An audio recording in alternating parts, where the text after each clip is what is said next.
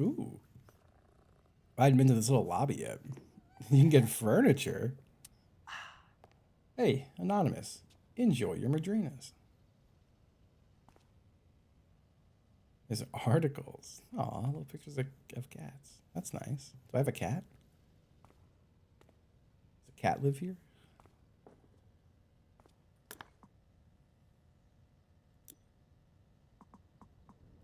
I'm assuming the furniture is just all cosmetic.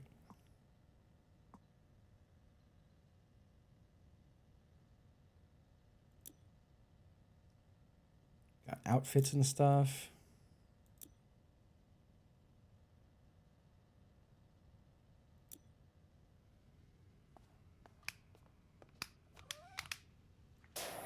Oh, I can wash my little warehouse.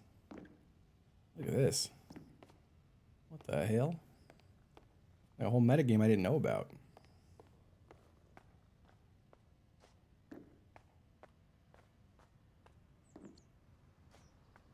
Can I just run through the town?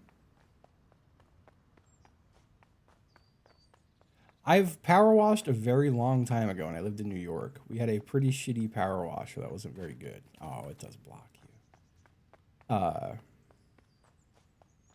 And I would use it. We had like pavers, and I would wash the pavers with it. It keeps telling me I should purchase furniture. You know what? I'll purchase one piece of furniture. Beautiful. Access. Oh, okay.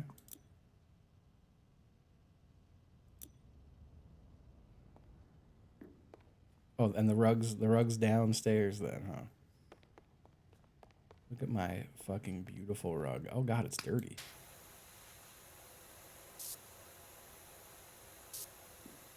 So I'm just buying dirty furniture. Hello. 10 stream streak, my goodness. I do like that they changed streaks. I used to have streaks turned off, and now they're turned on for everybody, but apparently you can keep your streak up by watching a VOD or watching clips from a VOD. And that's kind of nice. I think that's cool.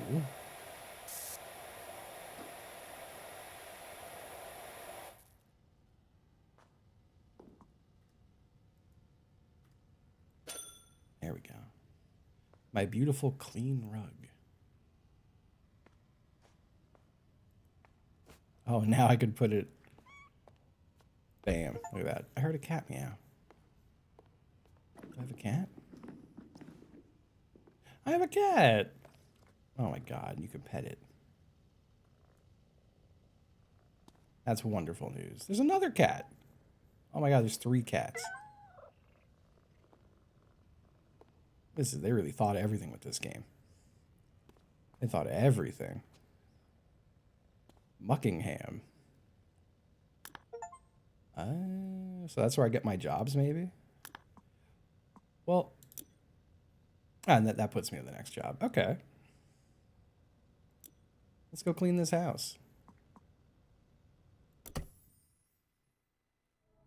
Tell him to go fuck himself. Say, Justin told me to tell you to go fuck yourself. He doesn't use soap. I'm gonna go tell him myself. Hold on. Hold on.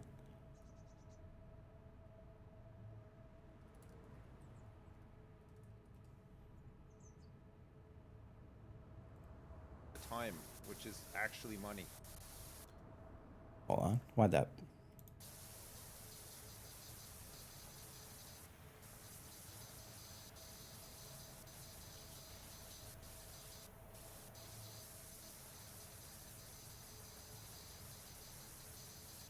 This guy wiggle cleaning. He's wiggling. Why even play the game? You're just gonna wiggle. Why even play the game?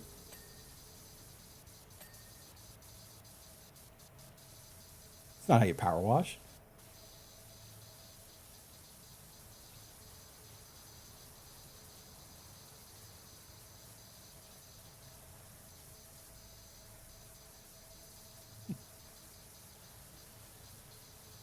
See? Don't need it at all. If you just get really close to the grime with the old power wash it. You're fine.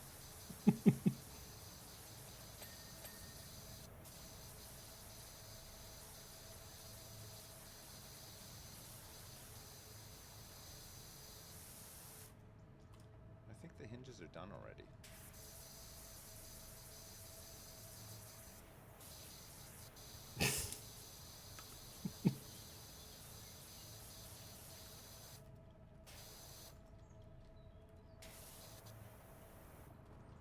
Okay, let me grab this.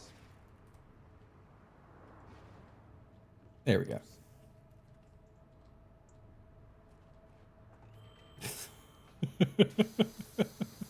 All right, there we go. Perfect.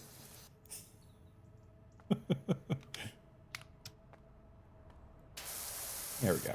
This is how you clean. This is the way you do it. Nice and relaxing. A nice relaxing clean job, you know? Oh, it's soothing. I do have it a little loud. Turn it down just a little bit. That's a little too quiet, though. It was okay. I'm trying to remember what the hell I did after I streamed. What the hell did I do yesterday? I think I watched Howell's karaoke fundraiser stream for a bit. That was fun. And then what? Made dinner, played a little Deadlock, went to sleep. A very basic evening. I think I'm going out tonight, which will be nice. Oh, wait, what the hell? I was like, oh, a rainbow. That ain't no rainbow. It's the world's ending.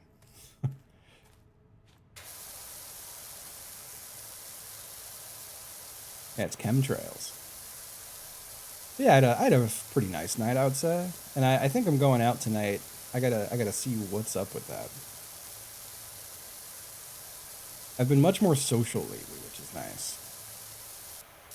I didn't even like really realize it, but I was talking to my therapist this morning,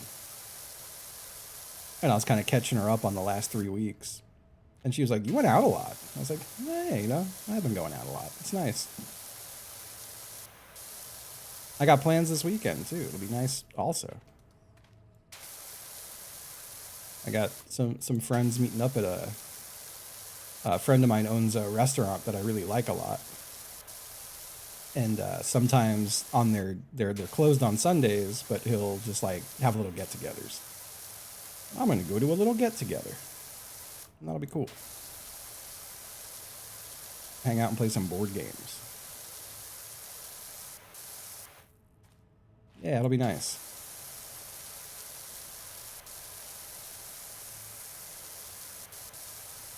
I've been trying to get out a little bit more. I always feel guilty when I say it because it sounds like I hate streaming. I like streaming, but my whole identity has been my work for like way too long. So I've been trying to get out a little bit more. Hold on. Oh, first fly of the day. Maybe they live in my mouth and come out when I start talking. I didn't see a single fly today. Usually I'll see at least like one in the sink just kind of chilling, but I saw none this morning.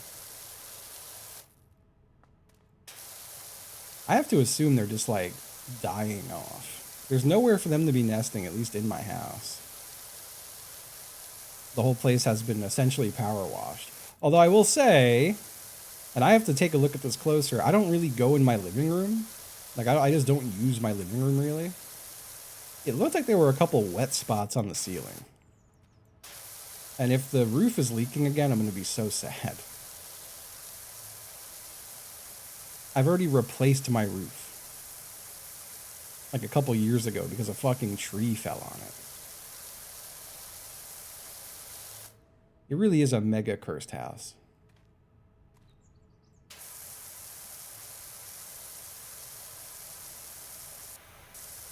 Really mega cursed house.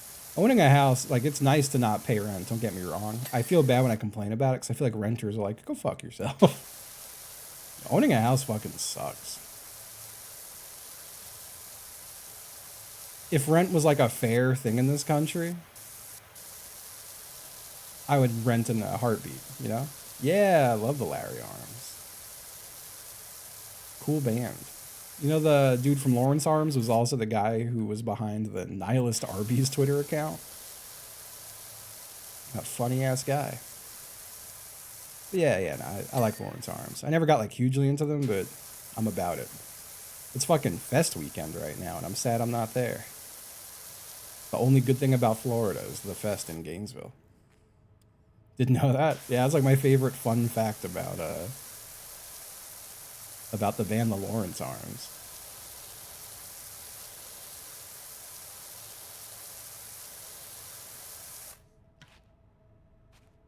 I have not seen that one. I've been off Twitter now for it's got to be about a year now, if not longer.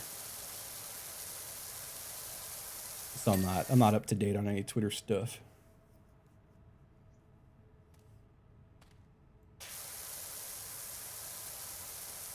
Got a buddy playing Fest this year? Hell yeah. What band, if you don't mind my asking? I feel like everyone I know I've met through music. And now streaming. Anyone I know I've met through either streaming or music. So I only know streamers and musicians. TV Cop from Iowa, that's a good name. Hell yeah. I'll check them out. My buddy Steve is one of the fest organizers. And I love him dearly. And I fucked up. He came to Richmond on his way down to Fest, and I was supposed to meet him at a show, and I just like forgot. It was like the night of the show and hours into it when I looked at my calendar, and I was like, oh fuck, that was today, huh? But hopefully I'll catch him on his drive back.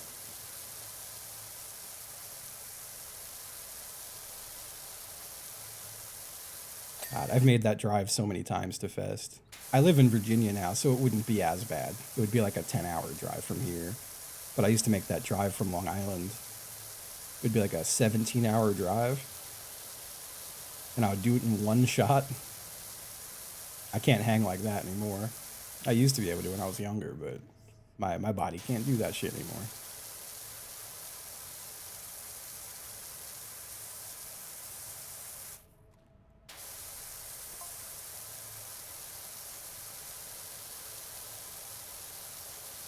This is beautiful. Yeah, I can't like genuinely, and like I feel like I don't know, I'm 40 now, I guess. Maybe it's just that, but like I straight up can't drive. I feel like any drive over like an hour and a half, my ass is getting sleepy. I'm not good at long road trips anymore. And I used to be so good at it. Yeah, hello. A nice little cozy Friday. A little bit of washing. So I cleaned IRL before I went live. I got laundry going. I got the dishwasher going. Cleaned out the cat food bowls. Any activity you do for 17 hours? Nah, I feel that. It's crazy when I think about how many hours I used to stream. Like, I still put in more hours than most people I know. And they think it's insane. And I'm always like, God, if you only knew me back when I did 12 hours a day. I try to cap myself at 6 now, unless I'm really in the groove.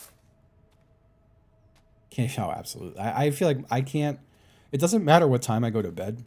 Like last night, I was up until probably about close to 1:30. But I still woke up at like 7. Like I wake up at 7 kind of no matter what. I figure I'm going to stream today until about 4, and then I might take a nap, because I'm supposed to go out tonight. And my ass will be falling asleep by like 9 o'clock if I don't get a nap in.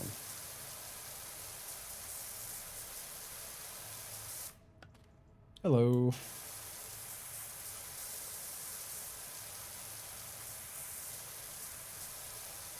Yeah, that's rough. That's early. I wish I got to get better at getting myself to bed earlier. My problem right now, which is like self-inflicted, is I've been having so much fun playing Deadlock at night with my friends, but it's usually a late activity. And I've been better about making myself stop by like midnight, but even that is too late for me. I gotta get into bed. I function so much better if I'm in bed by like 10. Going to bed at 10 p.m. is goated. I'm having a lot of fun with Deadlock. I don't really stream it ever because it's usually just, that's been like my wind down activity with friends at night, which has been really nice. I'm usually not an off stream gamer. And like all my friend circles are converging with it too. Like I was playing with mostly Goo Crew folks. And then Apollo started joining us. And now Bear Taffy's been joining us, and Mathis been joining us. Last night we had Scodge and Rat Boy. It's like all of my friend circles colliding. Very nice. I feel like it's the first time I've ever gotten an off-stream game with Bear or Mathis. Oh yeah, no, it's so every time I play Deadlock with them, it's usually at least half of us are saying we're going to kill ourselves. In jest. But it's a fun game, and it also makes me insane.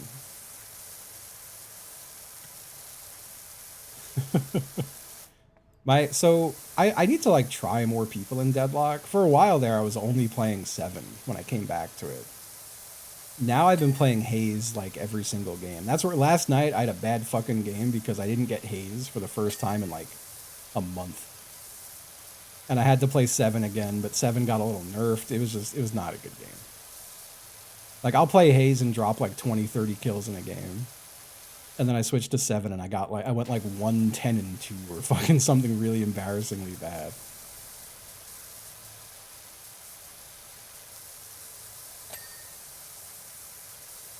It was terrible. I haven't played League in so long. I used to be a big League guy before my streaming days. And I learned very quickly League wasn't really a game I could stream, so I just kind of stopped playing it.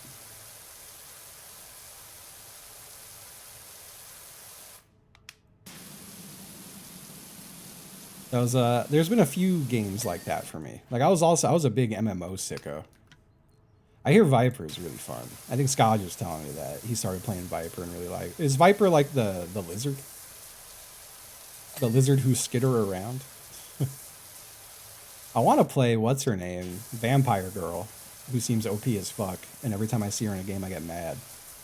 Not even that mad though. Honestly, if I play against a Lash, I get pissed the hell off. Lash too fucking strong. Yeah, I played League from like literal day 1 of beta until I want to say Vayne was the newest character when I quit League, and I played the shit out of Vayne too. I was maining Vayne for a few months, so someone else had to have come out after Vayne, but it was around that time I quit League. Fucking early League, back when they had the rune book still, I had a crit book that was kind of balanced crit chance and crit damage, and I would play fucking Gangplank and just be shooting motherfuckers like level 1 in the face for most of their health. That shit was so fun. I used to love playing crit Gangplank. And the other big thing we would do, me and my buddy Stockenborg, he would play as Blitzcrank and I would play as Garen. And we would lane together bottom and just chill in bushes, and he would grab people and I'd spin on them. And it was so fun. But I only played, I think around the time I quit, they had just introduced ranked mode. But I was a big Dota guy forever ago.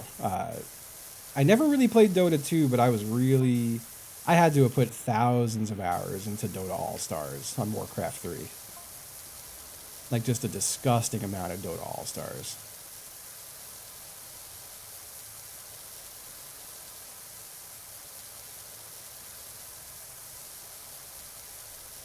To a point that I got sick of, like by the time Dota 2 came out, I was already sick of Dota. So I never really played it. Ricky was fun. I played a lot of all random in Dota All-Stars. So I kind of played everybody. I loved playing Ezreal. I loved playing King Leoric, Night Stalker. What else I play a lot of? Zeus was fun for meme reasons. Just get a refresher orb and be a prick with it.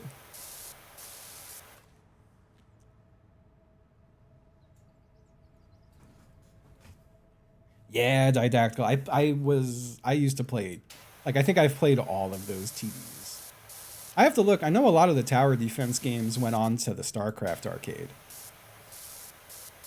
Fucking every day I would play like several rounds of Gem TD. Winter Mall was fun too. And like Line Tower Wars and shit. I used to have a lot of fun with that stuff. My favorite Warcraft 3 modded game I ever saw. I had to click it just to see, but I remember being in the Warcraft 3 arcade browser and seeing a game called Escape from Gay Space. And it was like a maze with fog of war and you couldn't see where you were going. And when you fell off the map, it would say, you are gay. that was Escape from Gay Space. It was, what a game. What a game mode.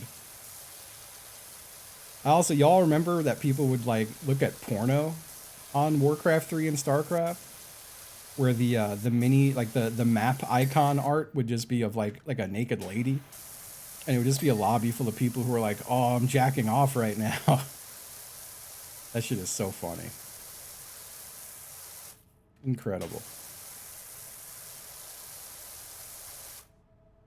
Very nostalgic conversation. Save.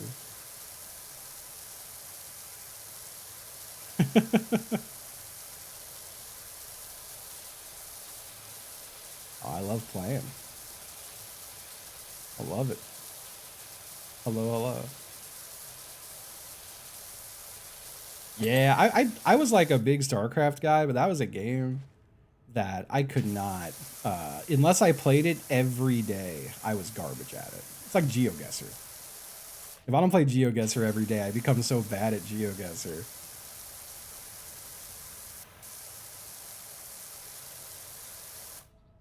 Yeah, hello. I love the PowerWash Sim. I'm so glad there's another one. This has been like my therapy game for a long time. If you happen in the Sips' chat, he's slandering me. Don't listen to what he says.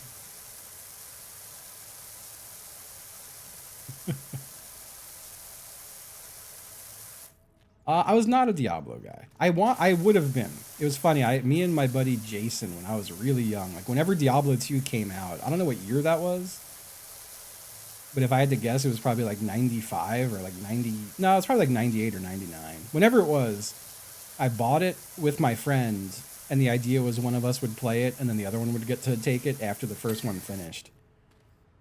And he even let me take it first. He was like, yeah, you can get first go. And my computer was like too shitty for it. And I just never played it. I just gave it to him. I was like, well, my computer won't run this. So I never played Diablo 2. I tried at some point, but it was like already kind of too old and dated for me. I wasn't into it. I played Diablo 3 a bunch. I like no-lifed Diablo 3 when it came out, but I wasn't that into it. I don't know. Like, I don't think I'm a big like loot game guy. I like the extraction shooters and like looter, like those kind of loot games, but I'm not a fan of Borderlands or anything like that. I take a game like this any day over that kind of stuff.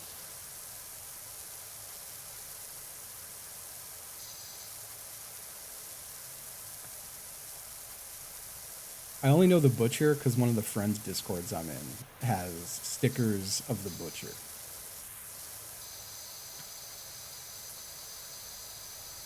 Little animated stickers.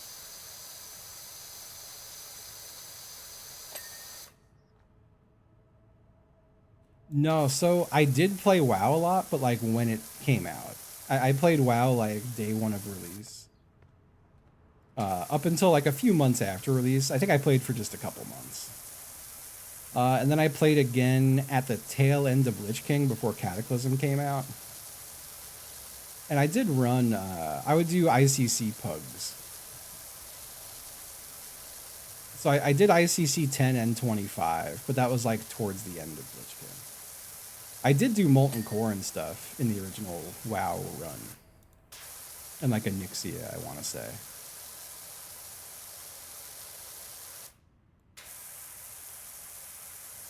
But yeah, I was a big MMO guy.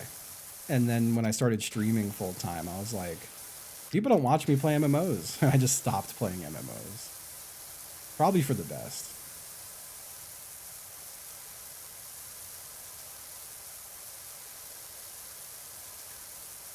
Probably for the best.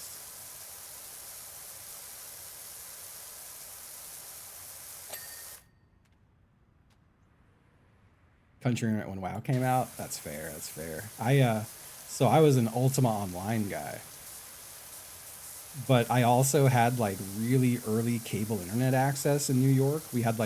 I had like beta test cable, so it was just unmetered broadband with almost no one else on it, so it was insanely fast. I remember I've talked before about how there used to be gamer slurs for people with good internet. People would call me a low ping bastard. If I joined Counter-Strike servers, they'd call me an LPB and then kick me. And I think that's so funny.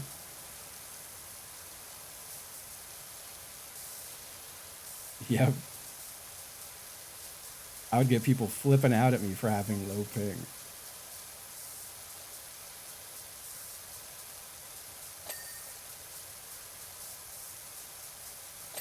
But that was crazy. Like when I started playing Counter-Strike, it was on a 28.8 modem. It was 1999. And then I got 56K and I would get like 125, 150 ping. What was funny is we were an AOL household. And even on a 56K modem, if you tried to play CS on dial-up AOL, you would get like 400 ping. But the high school I went to, which when I say high school, people always assume I was like older, but our high school in New York was it was grade 7 through 12. There was no middle school. So I was in 7th grade. And the AutoCAD class, they had their own dial-up number. And a friend of mine in that class gave me the dial-up login and password. So I would play Counter-Strike at home using my high school's dial-up information. And it was a really clean connection, so I would get like 100 ping. And then when I got cable, I was pinging 5 everywhere, and that was so nice. Oh, hell yeah. Yeah, that was, I visited a friend up at college. I was 16, and he was 18, and he went away to SUNY Albany. And when I went to go visit, most of it was just playing Counter-Strike on, like, everyone in the server had 0 pings. It was just a LAN server at the college. I remember thinking that was so cool. How do I... That's the stuff. I couldn't remember the button to add my little attachment.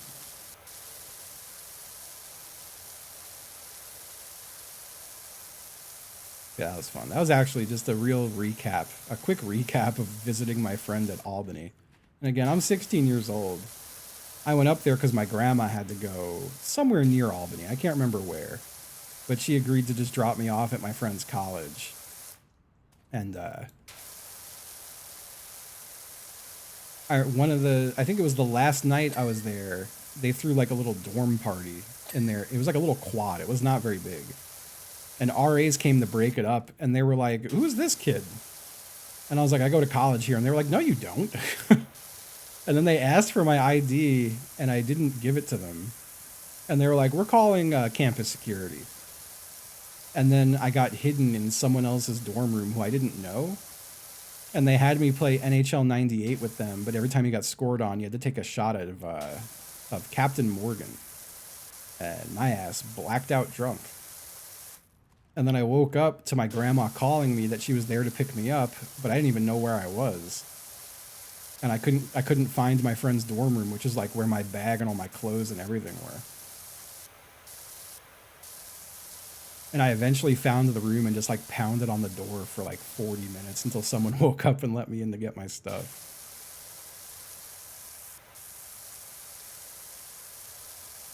That was a fun little trip. That's the only time. No, that's a slight lie. I was gonna say it's the only time I've ever hung out on a college campus.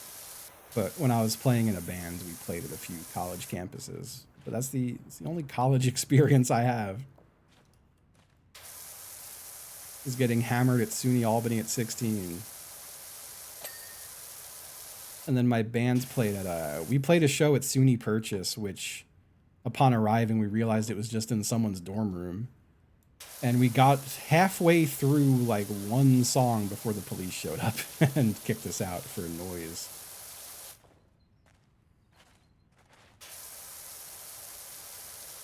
And then we played a bunch of shows at SUNY Stony Brook on Long Island, but in like a little cafe there. Those were actual shows.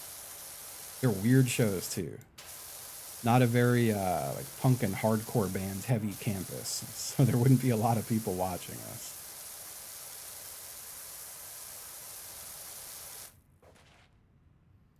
I've been itching to start a new band. I've been trying to get back in the writing mode. My problem for a while is I was trying to write like interesting music and telling myself, like, I don't know, I was just trying like different styles. And I've been on a big kick lately of just like, I don't know what to call it other than like fast hardcore. I'm like, yeah, I should just be writing fast hardcore songs again. That's what I do best.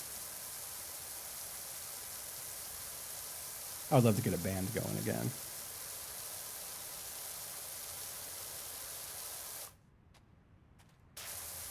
Would be fun.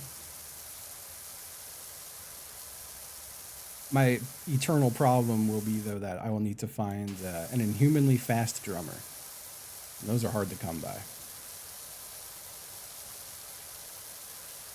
Like every band I ever did, my buddy Nick would play drums. And I'd say he was an inhumanly fast drummer. A band of streamers. Oh, God.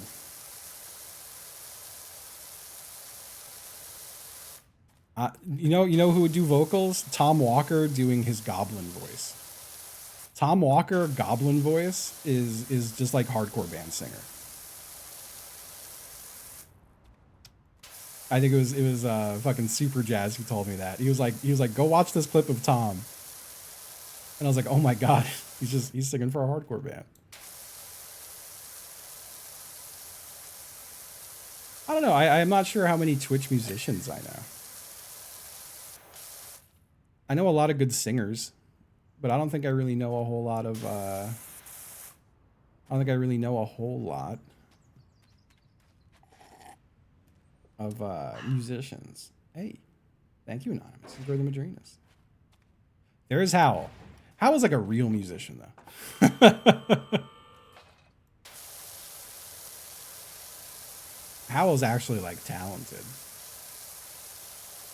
I love Howl. I felt, but yesterday was Goo Crew karaoke, and I just have such a horrific aversion to anyone seeing me sing, or even hearing it really. And I do feel like I feel like I probably have a pretty alright singing voice, but I don't know why. I just can't do it.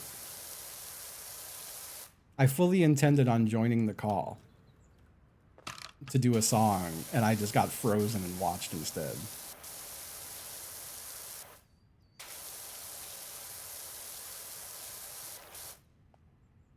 Jonathan Ong is cool. They popped into my stream a long time ago, and I'll pop into their stream every now and again and just lurk.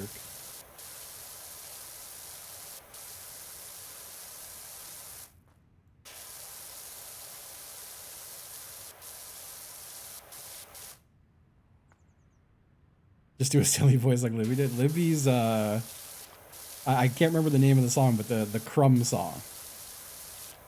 that was a really funny song. That was really good.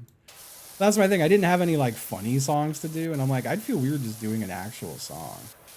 I'm pissed the hell off at JF giving Libby shit for having the Weaker Thens on her playlist. What's wrong with the Weaker Thens? Nothing wrong with the Weaker Thens.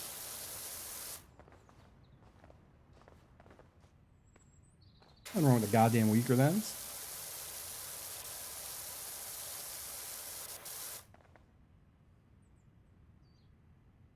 The Sopranos theme is also good. I was watching Howl's stream up until about 9:30, which is when I went to go play Deadlock. Who should talk in the Weaker Thens? Fucking JF from the Go Off Kings was making fun of Libby for having the Weaker Thens on her playlist. I don't even know what kind of shit JF's listening to. But I'm sure I could make fun of it if I knew. How's it going, Haven? Yeah, I'm sure he didn't hear them. Just saw the name. I'm pretty sure JF's a not super into music guy, but I could be wrong. I could have sworn at some point listening to YKS, I heard him say that. Came here for the soap? I don't use soap. I don't use soap in this game. Sips is a liar and a thief. And a pervert.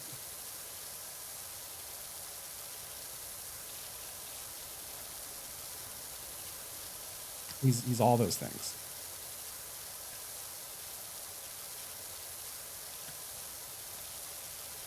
What's up?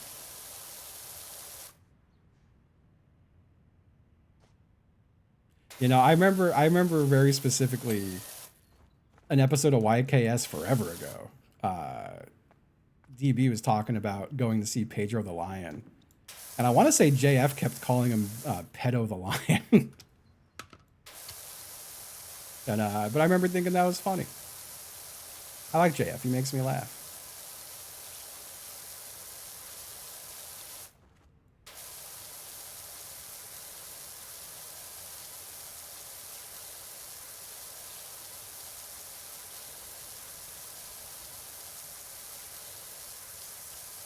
All right, I got locked in on this wash job here.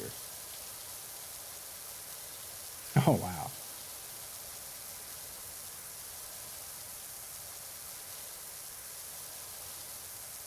My other thing with trying to go do karaoke is I just like I can't help it. I just like hate a lot of shit. And but like I think not in like a mean way. But Howell did a Rob Zombie song, and everyone was talking about how like damn that song is so good, and I was like I can't be in that call. Because I wouldn't be able to stop myself from saying no it isn't. Song sucks. And like that's not fun. No one would have fun with me being a little piece of shit in the call. Dragon, it's a terrible song.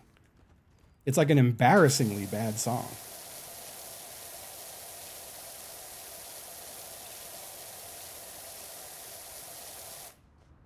It is silly, but like, it's really bad though.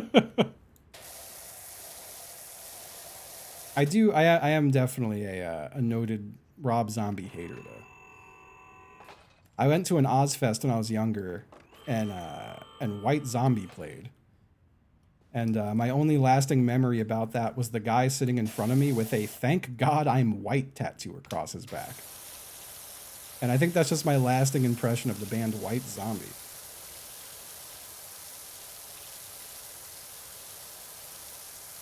My God, it's music for guys like that.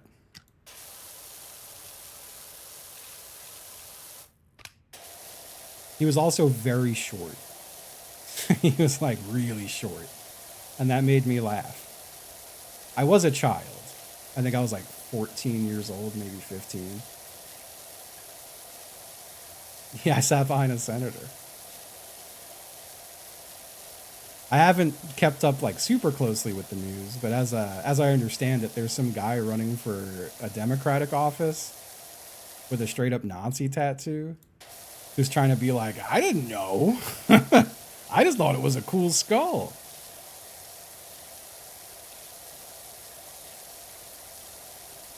That's crazy. I don't believe his ass for a second.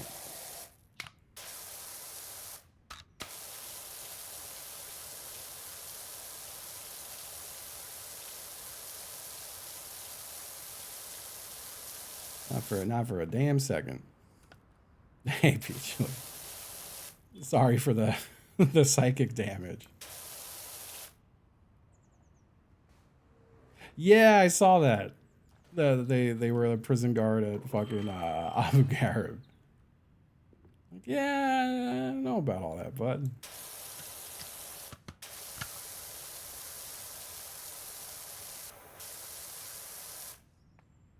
People got to go back to like just disliking all politicians. That's how it was my whole life. I was talking to my friend while she was tattooing me the other day. It's so weird to see young kids who like love a politician. That was never a thing. Like no one liked any politicians when I was a kid. You'd get bullied if you did, you know? And like my whole family too. The whole thing was like, yeah, all politicians suck. You can't trust them. And like that's still true, but like people don't believe that anymore. It's crazy. They're all bad. Even the ones that seem good, they're bad too. They're all bad.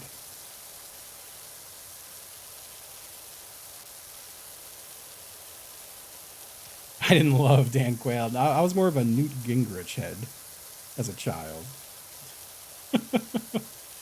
I was a Newt head.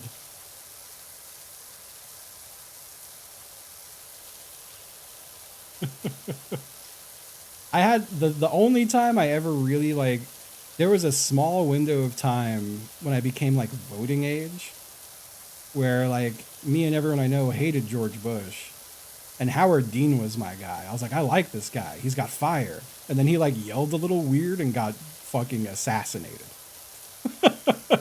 And that's when I became very disillusioned with politics. Like I certainly don't like Howard Dean anymore. But that's when I was like, oh, okay, so John Kerry, huh? And I every election I've ever voted in, I had to like hold my nose and vote. That sucks. That's not a total truth. I've proudly voted for Nader a few times because Nader was kind of a real one.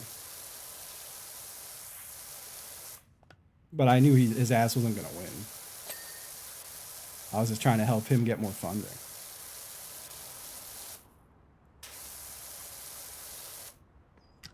Whoop. Fell off my little lift. But I think I've had to hold my nose for every election. Yeah, I did get really into like Obama round one. I definitely had like a hope sticker and shit.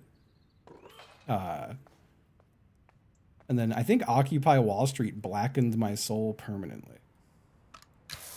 I did vote for Bernie, not begrudgingly, but I mean, that was in the primary.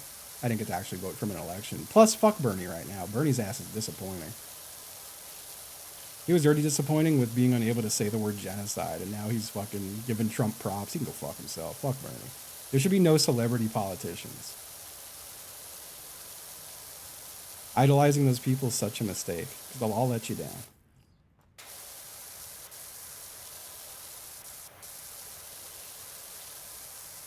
Big endorser of the main guy? Yeah, fuck Bernie. Old ass. Go away.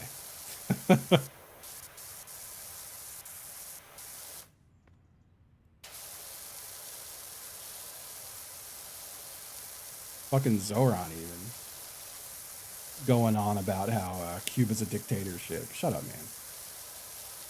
You're running for New York. Just fucking shut the fuck up and don't say stupid shit.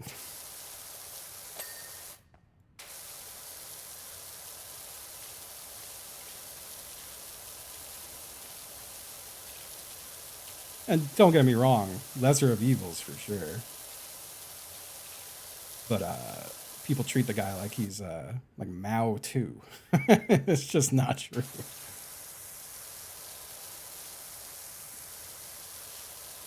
The LARPing liberal. I'm like, that's fine. Better, better than the alternative, I guess. Sorry, PowerWash Sim does usually turn to politics at some point. Yeah, Obama poisoned 100%. 100%.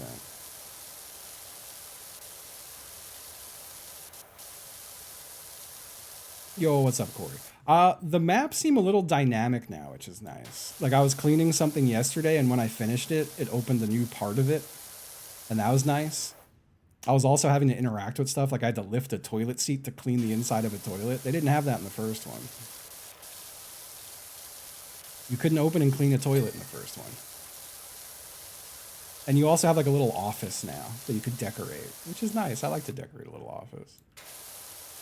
I feel bad. The devs just came in the chat before and said thanks for playing, but I was in the middle of talking about how people used to jack off in Warcraft 3, and then they didn't say anything else. Probably wasn't the best time.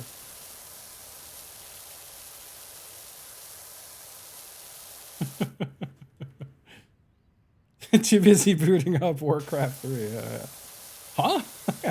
I gotta take a look at this.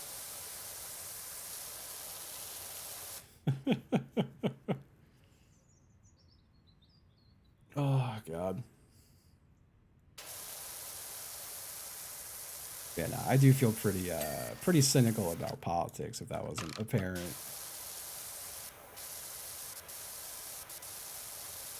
What pisses me off with a lot of it right now is I feel like all the framings of everything. Don't get me wrong.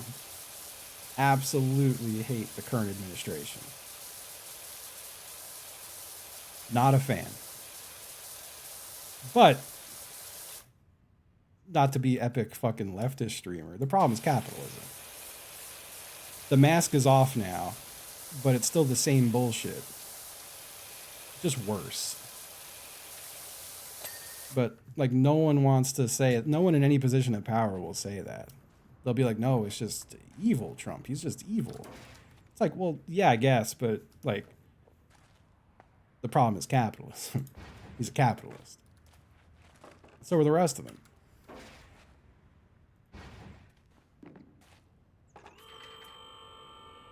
But yeah, I don't want to be the epic leftist streamer.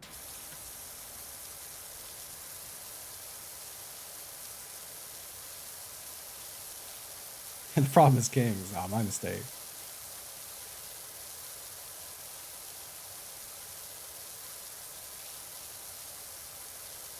But I'm a king. What the hell?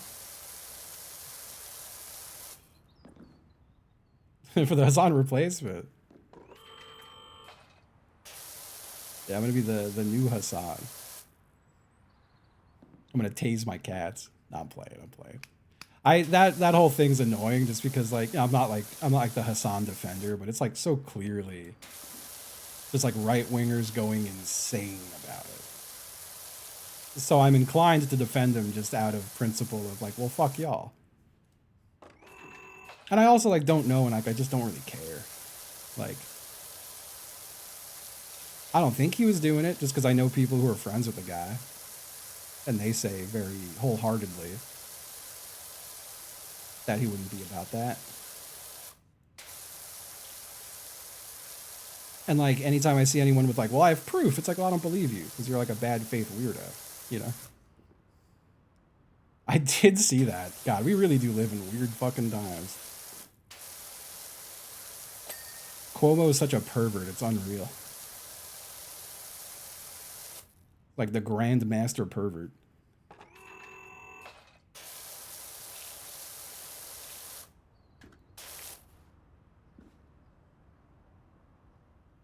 Yeah, right, Corey. That's the thing, yeah. None of them give a shit about animals. It's just it's just an endless hate campaign against Hassan. That is annoying. And again, I'm not really like a Hassan consumer. I don't really watch politics on Twitch. It's just not where I go for things. This is my damn office. This is my place of work. But I do pretty much agree with anything the guy says. Anytime I've heard a take of his that people are flipping out about, I'm like, well, yeah. Sorry. It's just not my content.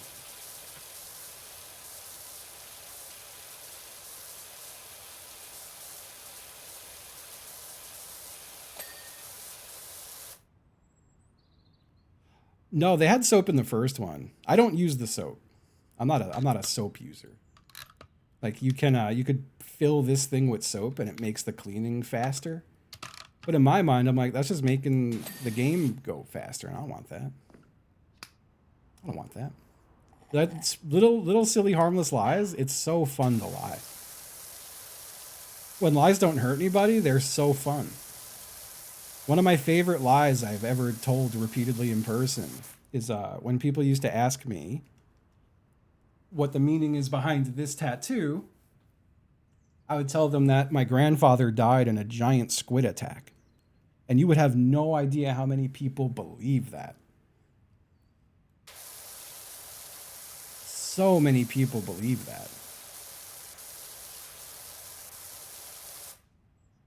My great grandfather in the Navy got taken out by a giant squid. It's so funny.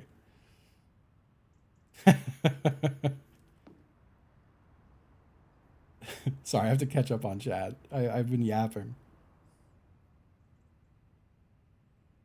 That's right. I'm not the LA enjoyer. Well, it pisses me off that I know so many people in LA I like now. Because I used to like to just be able to talk like unfettered shit about LA. And now I'm like, I guess there's some good people there.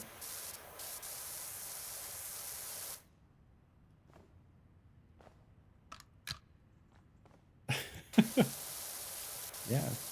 I think I've also said like straight up like, oh yeah, it was it's commemorative of like my great grandfather being attacked by a kraken, and people being like, oh my god, that's crazy. I'm so sorry.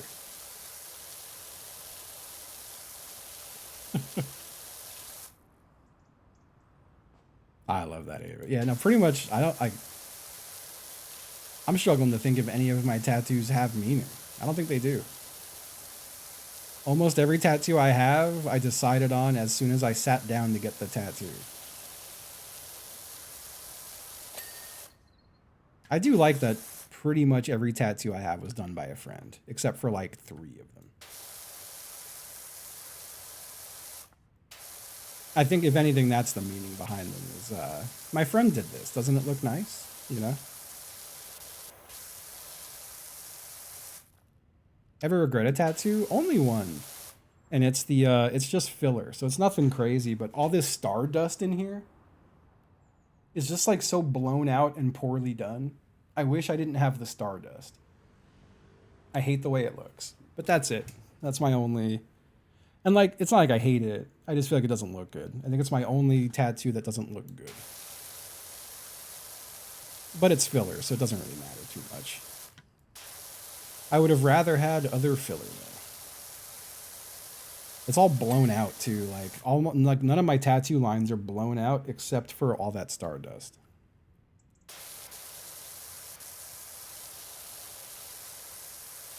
I think it would feel real good. Getting the old brain folds power washed. Yeah, I should get some tattoos for my enemies. Honestly, the Stardust was like a hostile tattoo. That was a weird one. That was an old friend of mine reached out. And it wasn't a guy I knew well. I just knew him from hardcore shows. And he hit me up to buy a ticket to a show. I was selling a ticket to a braid show. And he was like, hey, man, I'll buy it off you. Bring it to the tattoo shop. And I was like, oh, no, shit. You tattoo there? I got friends there who tattoo also. And he was like, come in, man. I'll hook you up. And I went in. And, like, I was very explicit. I was like, hey, man, like, I am kind of broke. Like, you have no obligation to tattoo me. And he was like, nah, man, I'll hook you up. I'll hook you up. Like, you know, come in tomorrow. And I came in, and I waited for, like, 4 fucking hours. And he wasn't tattooing anyone. He was just, like, chilling. And he's finally like, all right, what's your budget? And I was like, well, I'm kind of broke, man. Like, I've got, like I could probably scrounge together like $100. And he was like, all right, I could think of something. And he sits down and starts doing the Stardust and does like a small portion of my arm and goes, all right, that's all I could do for $100. And the whole time we were talking, it was just very standoffish. He also mentioned some really grim stuff. Like, I didn't know him very well, but he just like kind of trauma dumped me. That wasn't a phrase back then, but that's what he did. And then we just straight up never spoke again.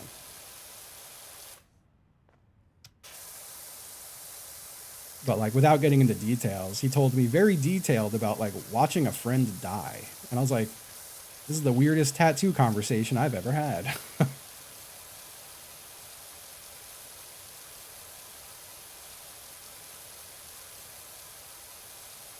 Yeah, just never talked again after that. I'm a fucking freak magnet, I'm telling you.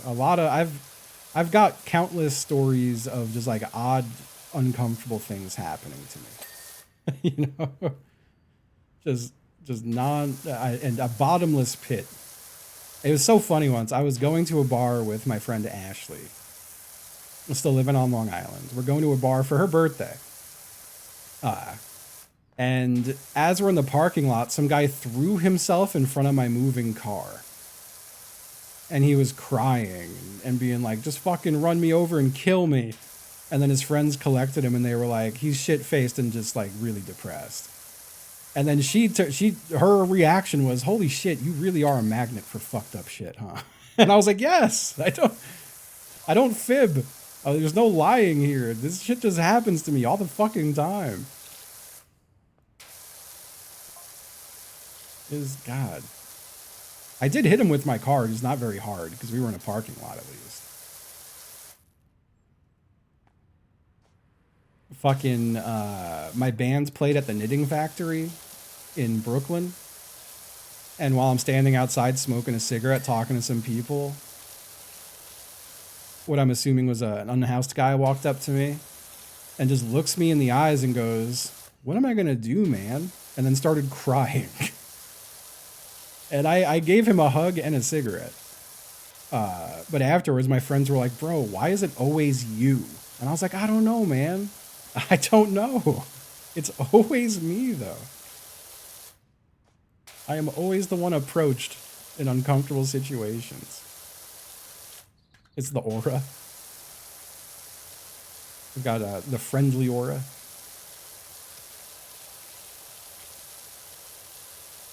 I was in Philly, and a drunk guy was stumbling back from I don't know what sporting event it was, but it was definitely a sporting event. And my friend Steph called it. Like, we saw him stumbling down the street, and she was like, this guy's gonna love you. And I was like, don't say that.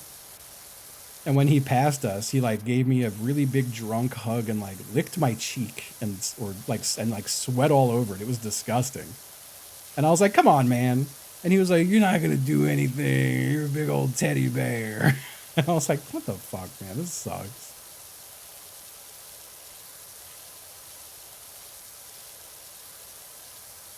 And meanwhile, my friends are just sitting there like howling, laughing.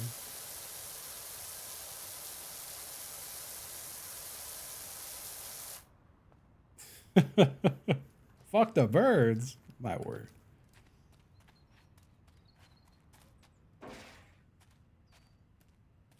I hit both of these.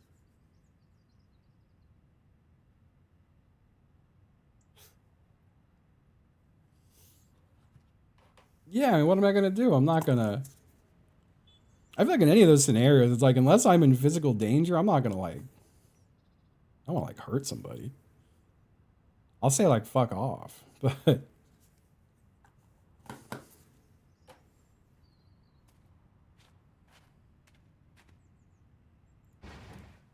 yeah, never worth it.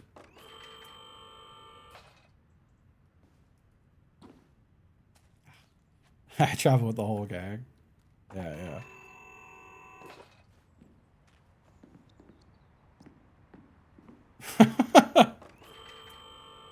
God, I wish that were me. Nah, I'm playing. Go worry. That's terrible. I've never had anyone do that to me, but I do remember being at St. Vitus in Brooklyn, and a fully nude man was walking down the street, covered, just head to toe covered in actual shit. And I remember being like, this motherfucker better not come up to me. And he didn't. So, you know, that was good. That was a good experience.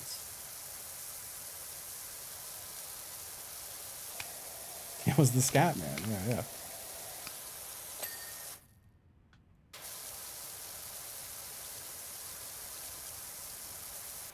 On the same kind of vibe, seeing the band American Nightmare in like 2001, and some guy came out of the bathroom completely naked with shit also on him and started stage diving and moshing, and people beat that guy's ass.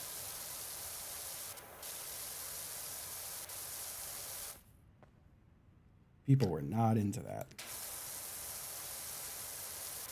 Oh, fuck. I have tickets to see American Nightmare. American Nightmare is playing here with Gorilla Biscuits. Fuck. It's 12:28. I gotta check something quick. Hold up. Cold World is playing here in Richmond, and I don't expect it'll sell out right away, but it is in a small venue. And I want to go see Cold World. And tickets went on sale 30 minutes ago.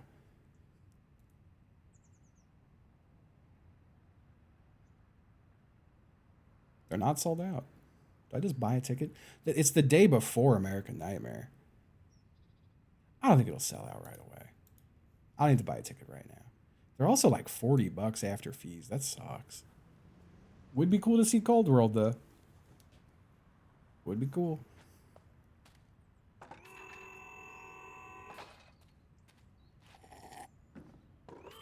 Hey, Anonymous. Enjoy the Madrinas. See a bunch of live events? Hell yeah. That's a good resolution. I've been going to more now. It's like Richmond's got a really good music scene. But most bigger like tour packages and shit and bands just skip over Richmond. They go play DC and then they skip all the way down to the Carolinas. And that shit pissed me off. But there's also not a lot of big tour packages I'd want to see. I want to go to more comedy, but also it's hard to even think about like what stand-up comedians do I even like nowadays. I feel like all my favorite stand-up comedians my whole life have just disappointed me. I've seen Stavros a few times. I don't even know who the hell else I'd go see live, other than like I saw Tim Heidecker 2 years ago and he was great. That was one of the best comedy shows I've ever been to, by miles. Yeah, it's just not a lot of stand-ups I'm into. Kyle Kinane is really good. I've seen Kyle Kinane a bunch of times. I haven't kept up with Kyle Kinane, but I imagine he's still really funny. I'd love to go to a live like podcast about List. I know those guys do like comedy shows in the city. Fucking tomorrow, Connor O'Malley is doing a show in DC. And driving to DC on a Saturday seems like such a terrible thing, but I would love to go to the Connor O'Malley show. I've been saying a bunch of times though, I feel like anyone who would be my favorite comedians now are either podcast hosts or fucking Twitch streamers, you know? I think that's where like the funny people started going.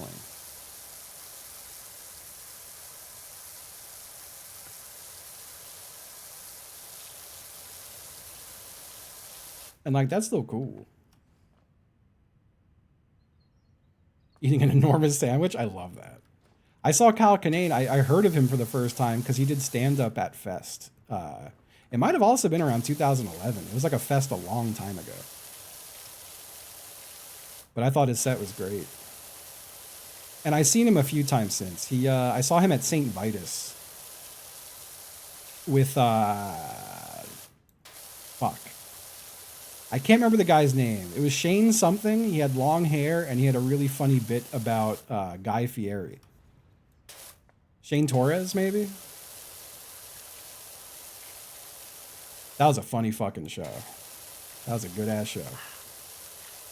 Yeah, yeah. Hey, thank you, Anonymous. Enjoy your Madrinas.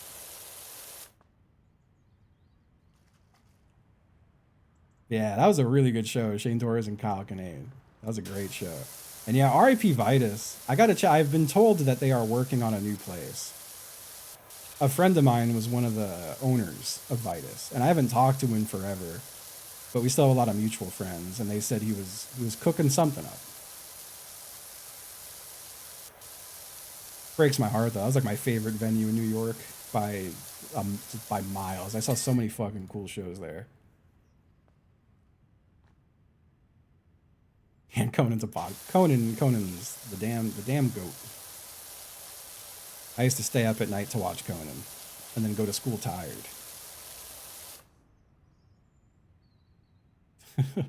Does Nick Mullen still do stand-up? I think sparingly. It pisses me off because I do think he is an insanely funny guy. I just wish there was I wish the edge was a little duller with that one.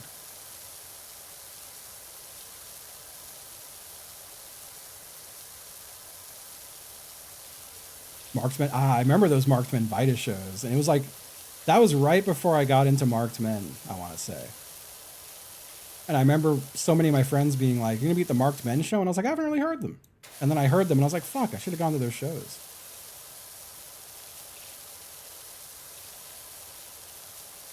trying to think some of the better Vitus shows I saw. I saw Converge there, which was really fun.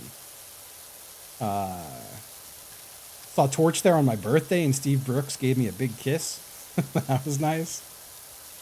I think it was my 30th birthday.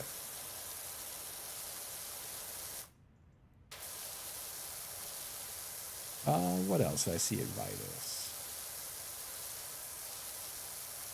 On the Might of Prince's reunion at Vitus was really good.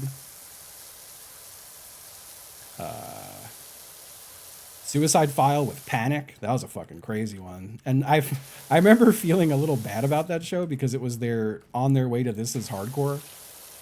They both played as like a warm-up set. And then Suicide File sounded awful at This Is Hardcore because he blew his voice out. And I wasn't at This Is Hardcore, but I remember being like, damn, that sucks for Suicide File fans. I saw them last night, and they were fucking great.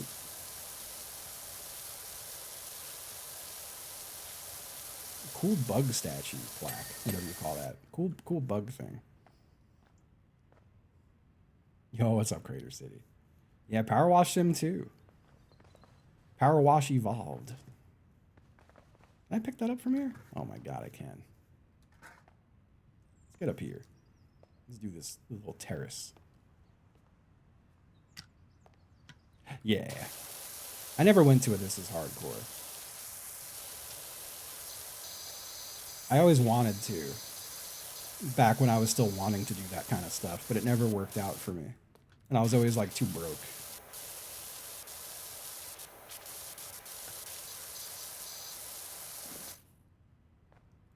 I never really went to, I don't think I've ever been to like any of the big like hardcore festivals. Long Island Fest was fun. I got to play Long Island Fest with like Turnstile and shit. And then one year we played a Long Island Fest after party show, and it was us and Tiger's Jaw. That was another good one. Yeah, I don't know why so many people give that guy a pass.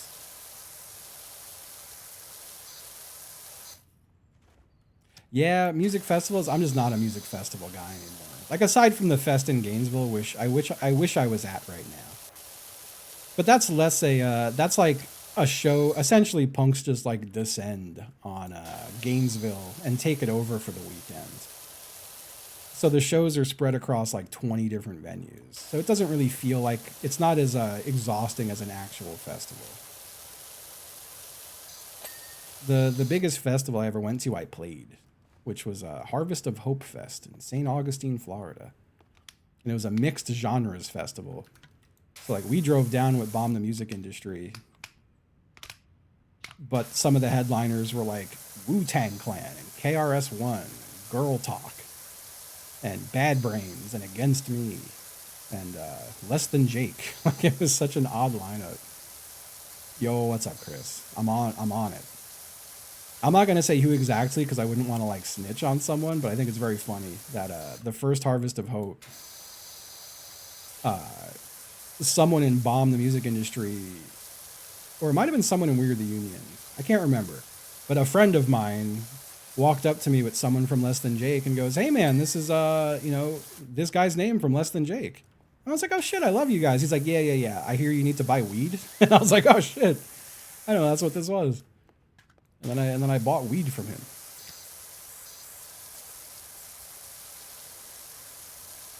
And I thought that was very funny.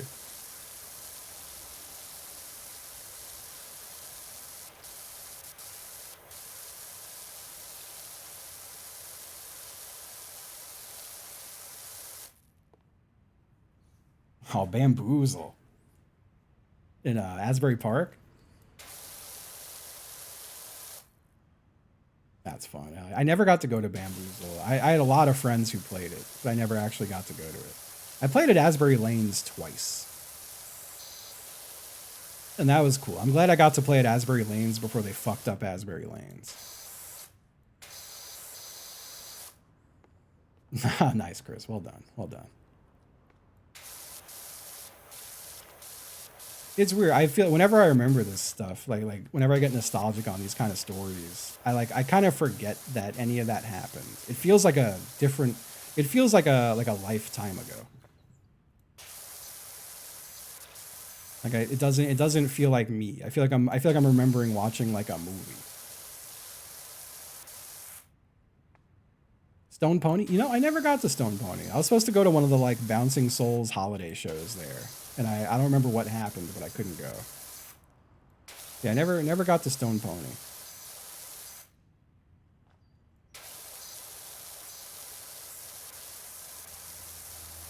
And my bands had weird like we played everywhere in New York. But past New York, we only played in like my first band only ever played in New York, New Jersey, Philly, Connecticut, and Florida. Those are the only states we ever played in. And then my second band only ever played in New York, New Jersey, Connecticut, and here in Richmond, Virginia. And I don't think we ever played anywhere else. Which, yep. What are my band's names? My first band was called Barnaby Jones, which there's several Barnaby Jones, but we got described in a pamphlet for that Harvest of Hope Fest as a Kid Dynamite worship band. And I was like, yeah, that works. I'm okay with that. And my second band was called Censors with a C. As I attach both bands to other bands, like Barnaby Jones, we played with Bomb the Music Industry all the time. Because my buddy Tom, who played guitar in my band, also played guitar in Bomb. And like Bomb were all friends of ours. And then Censors played 1,000,000 times with Iron Sheik.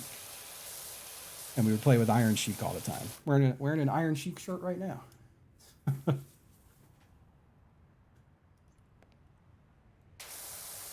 But I feel like both bands got really, like, I would always feel guilty like we didn't pay our dues because we would just get to play incredibly good shows. But like I used to book shows. The other guys in my bands were in bands before that. I just didn't give myself credit. Lee Merriweather. No, I don't know the name. I don't know if it's a joke or a real question. My buddy Nick played drums for Barnaby. Ever play Poughkeepsie? I don't think we ever got up to Poughkeepsie. Well, no, I don't think we ever did. I think the furthest north in New York we ever got was like SUNY Purchase. Yeah. But like like fucking Barnaby's first show was just in a shitty bar on Long Island called Mr. Beery's. But I think our second show was in Brooklyn with like The Fad and Bomb. And then Censor's first show was with fucking Reviver. And our second show was at the Knitting Factory Brooklyn with Bomb the Music Industry and Laura Stevenson and I want to say Franz from World Inferno. Franz Nicolai?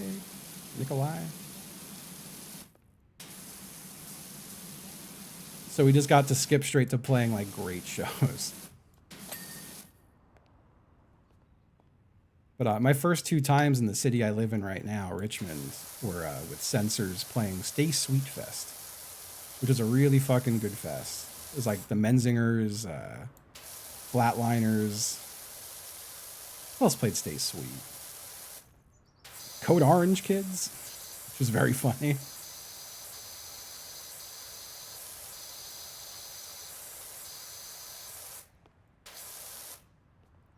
But yeah, it was my first two experiences in Richmond were playing here. A very long time ago.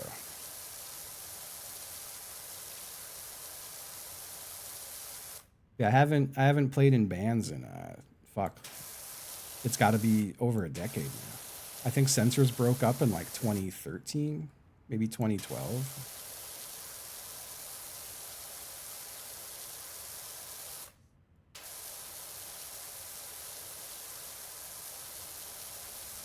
And Barnaby had broken up in like 2010.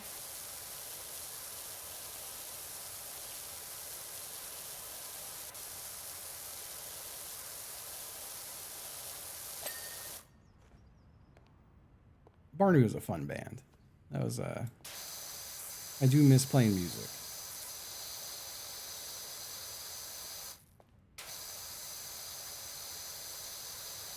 And we've played a few shows on and off since. Like when I moved out of New York, I had a going away party where both of my then defunct bands played, which was cool. But also, I was like, man, I got to play 2 sets at my own going away thing. That sucks.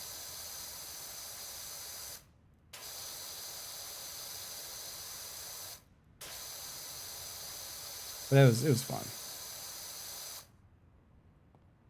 Macklemore. Hey, Macklemore's got good politics by the looks of it. Shockingly, Macklemore was like the most popular musician to not be a dickhead.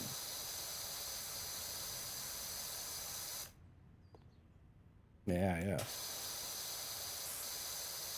Yeah, I got to get back to playing music. I really do miss it. I really, really do miss it.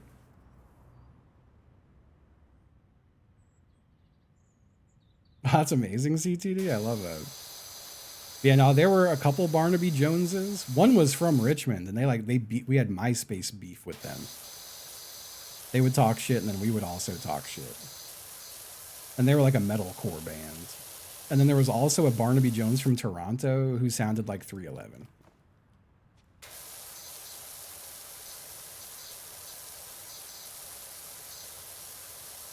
And I think those were the 2 other Barnabys.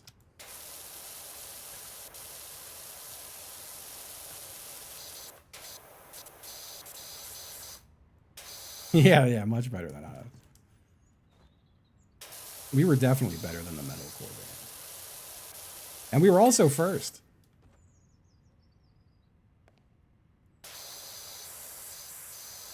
The Toronto one we didn't become aware of until much later. And I think they were also a band before we were. But it was different styles of music, so it didn't really matter.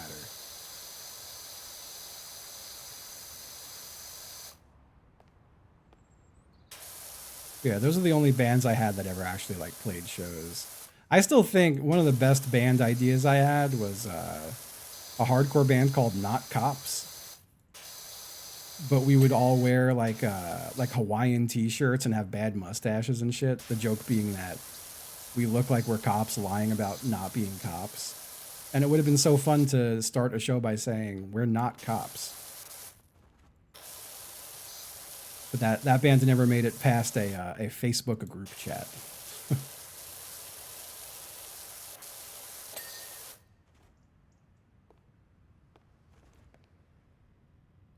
Yeah, not Cops was a good bit. That would have been a good band.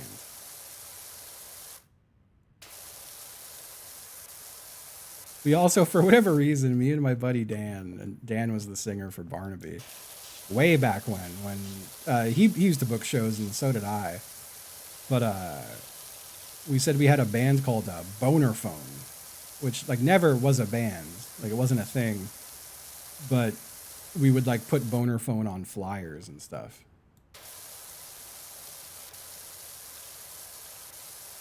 And like just thought that was funny.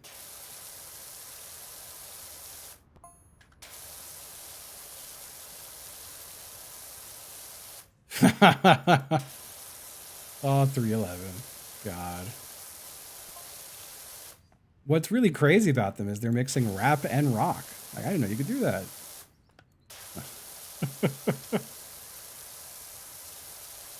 It's like, what? That's crazy.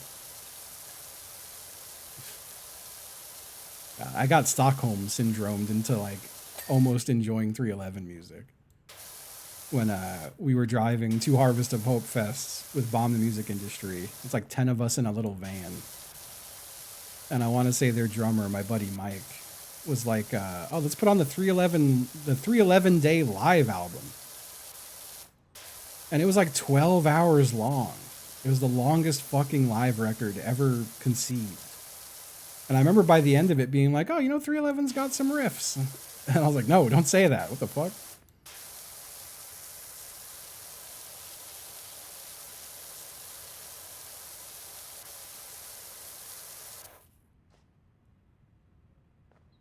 Paint over. I love that. That's good. One of the perks to living in Richmond is I've seen Page 99 like 3 times since moving here. They were like my favorite band when I was 16 years old.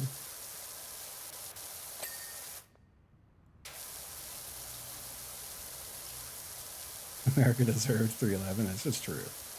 Had it coming.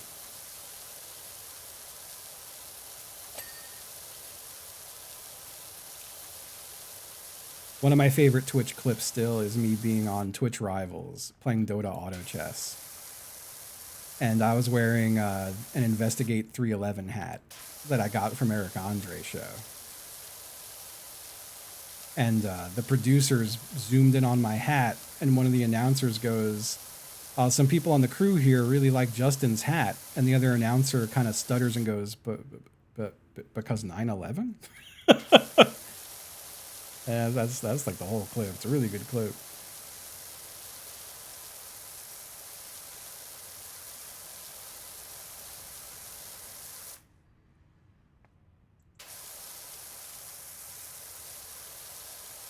I always had good hat game with my rivals.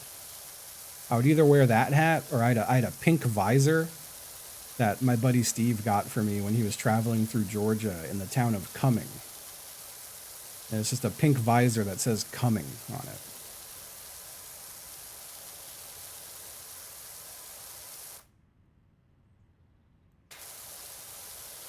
You know, they're bad.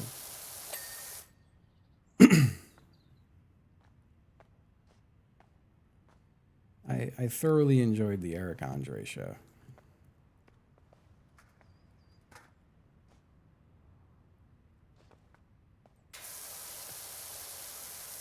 The first, like that, I liked every season of that show, but the first season was really special. Like, I like the era of him like fucking with real celebrities was cool and all, but I feel like the era of having fake celebrities on was so much funnier. Like just having some random people and saying it's Beyonce and Jay-Z. That's just funny.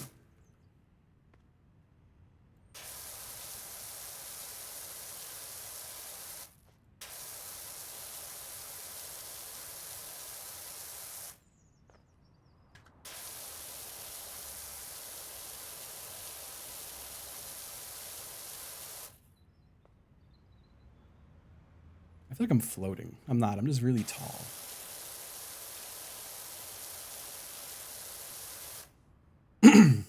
Yeah, the Lance Reddick is really good. Yeah, Fake Clooney also a top tier bit. Sinbad and the Wheel of Prizes? Fuck. Yeah, no, that show had a good ass run.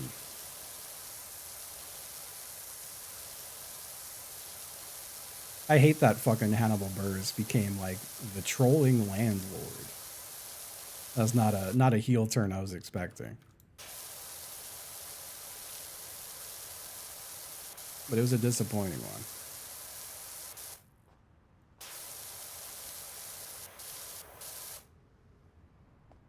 Did he? I wouldn't be surprised. That sucks.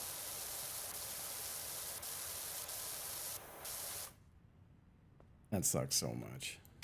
But he made it very clear during his landlord shit that he cares about money over everything else. So he used to have a joke about that too, and it was like, oh, it's a funny joke. It's like, oh no, it's actually real. He actually believes this. His whole thing with that was the whole landlord thing was people found out that he was like slumlording Airbnbs and criticizing him for it on Twitter at the time. And he just kind of like tried to lean into it and be like, yeah, fuck you. I'm making my money. Like, I'll buy up all the property in your neighborhood and make you get priced out. Like just being like edgy about it. And that's when I jumped off the Hannibal train. Which was it was like a month after I saw him in Florida do stand up. I'm like, God damn it, I gave that guy money. I had a lot of people who were friends with him because he used to host open mics at the Knitting Factory. Like that was kind of where he got his start, I think. So I had a lot of people who were friends with the guy. What money will do to a guy. You hate to see it. God, just speaking about money and money, guys, I still feel like I'm cursed. I still feel completely cursed. It put a spell on me that I saw Twitch advertising Justin Bieber streaming for the first time, and I was like, oh, I wonder what Justin Bieber's stream is like. And as I opened it up, Gary V was gifting 100 gift subs to the channel, and I was like, I think this just gave me COVID. Just having to witness that, it made me physically weak. Gary V's like all-timer dumb guy for dumb guys. One of the dumbest guys who dumb guys love.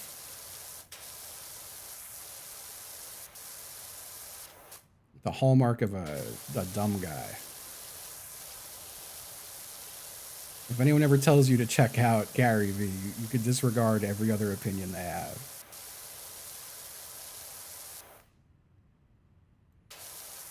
That is true. Dumb guy is very popular.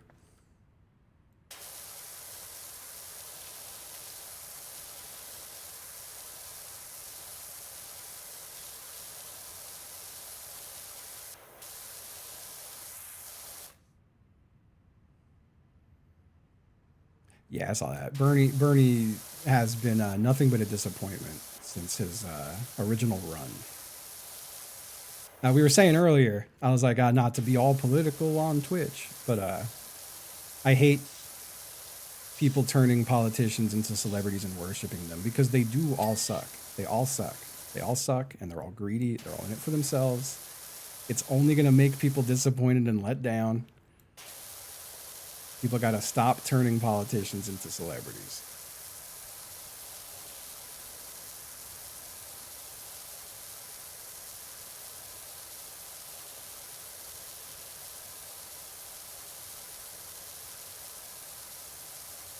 Sorry, I got very zeroed in on this. Vice versa. Unless they got good opinions. I know a certain reality show host. I'm playing.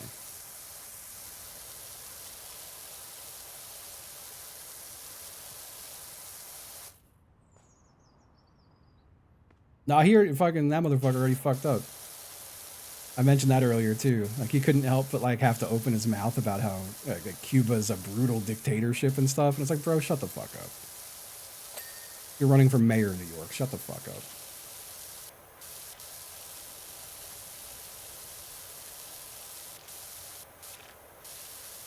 Yeah, on Venezuela too.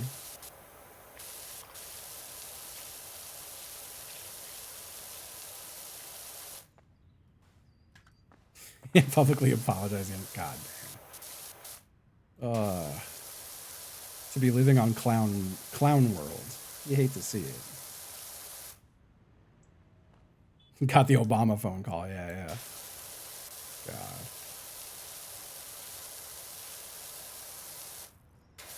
God, a thing I think about often, because I don't want to harp too much on current event politics, lest we all just have a bad day.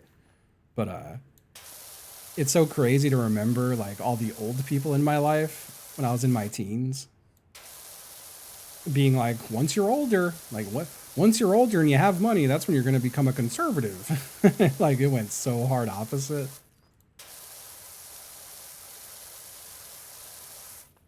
It went insanely hard opposite. Like, nah, I bought a house and then became like a Maoist.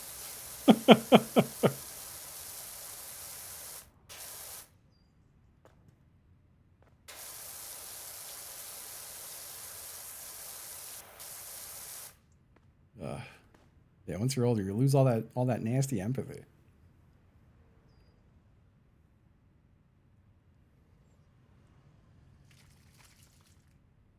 Yeah, I think that's like no one wants to feel like they're a bad person, so I think people just convince themselves like, well, everyone feels this way. That's how all the edgy right-wing people feel. They all just think we're all too afraid to say the thing that they believe, you know?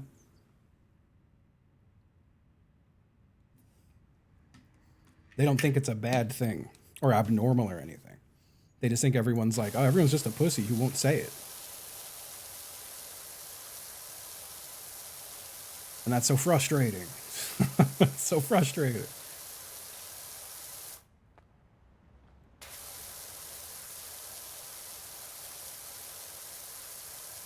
I have to get back to reading. I was doing a lot of reading there for a bit. And all my reading has always been like punishing political reading. You know?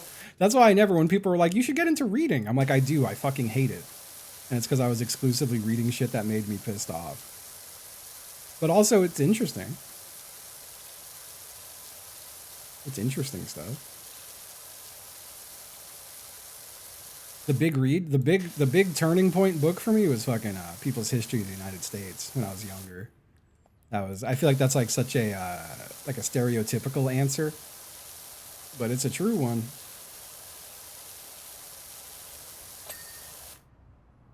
That was my big one. Yeah, that's my turning point book. People's History of the United States is, I can't think of like a single more radicalizing piece of literature in my life.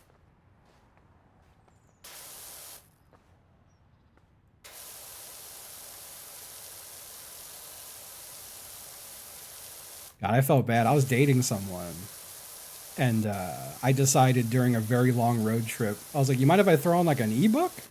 And she was like, yeah, sure. And I put on People's History because I was going through it again.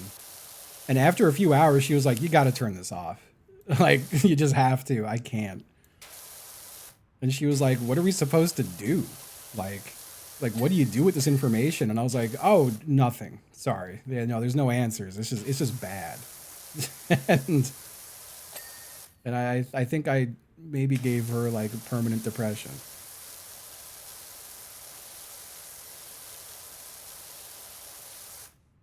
So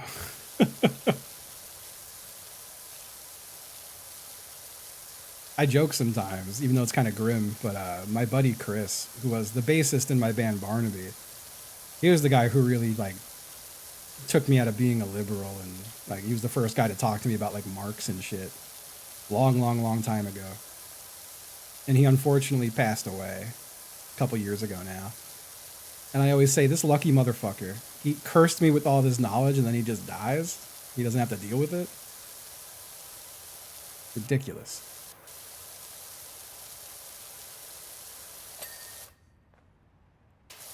But I miss the dude. He was good. I hate that we lost touch before he passed.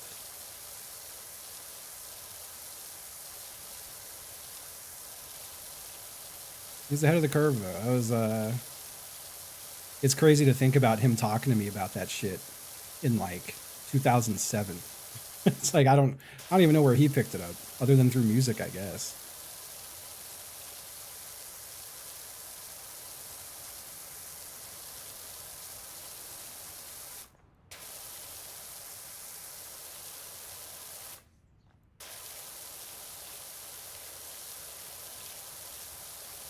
God, I got so very, very close to being a shitty person because of 9/11. I feel like 9/11 really scrambled a lot of brains, but as a New Yorker, it almost scrambled mine. Almost did.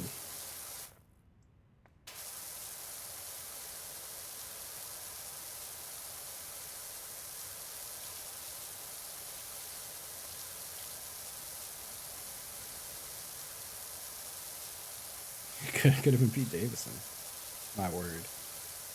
What a shameful fucking guy, huh?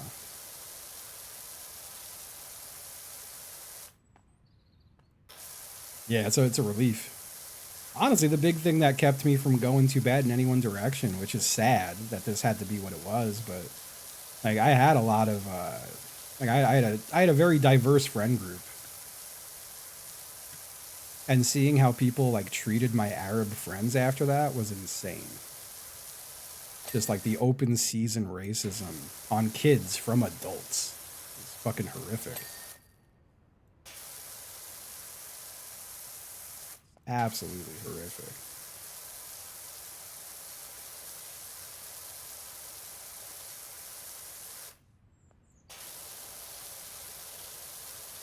That's why I always get so confused when like I find out people I grew up with turned out to be like fucking Trumpies. When I'm like bro, we grew up the same way. How is this your takeaway?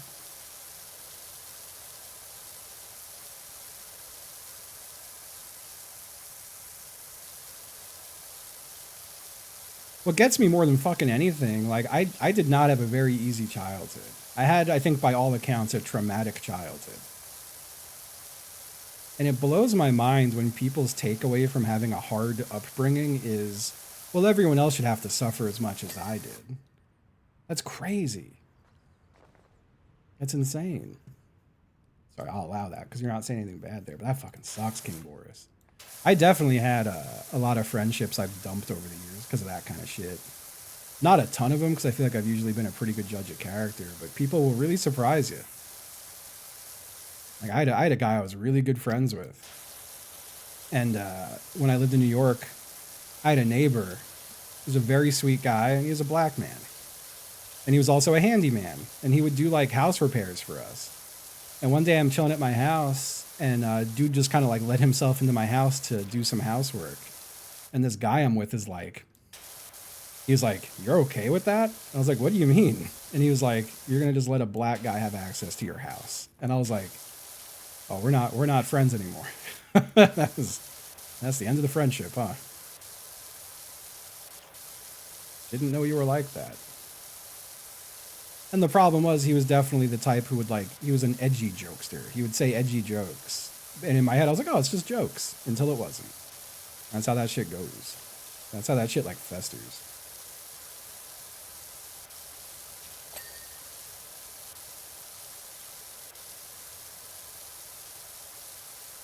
It is really sad.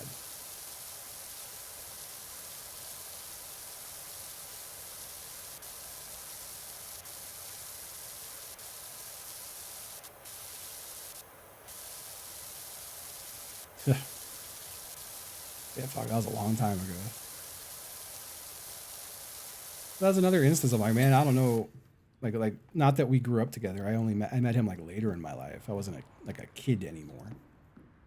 But I remember just being confused, like, man, like we've grown up in pretty much the same place, which is like a really diverse place. How is that your takeaway? What made you jump to that conclusion? I think for a lot of people, unfortunately, it's just like one bad anecdote, and some people can really run crazy with it. What needs to be clean still? Second floor window frame. Is that it? Is that the second floor window frame? Oh my god, it is. My favorite prehistoric creature. Fuck, that's a hard call. Ain't shark there? There's gotta be some big nasty sharks, right? I think I'm a fan of big nasty sharks. We have another window frame up here. And megalodon, crazy.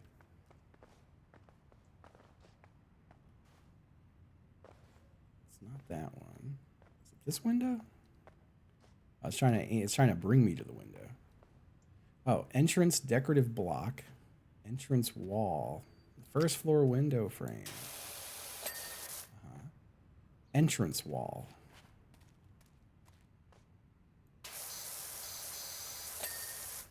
Entrance decorative block.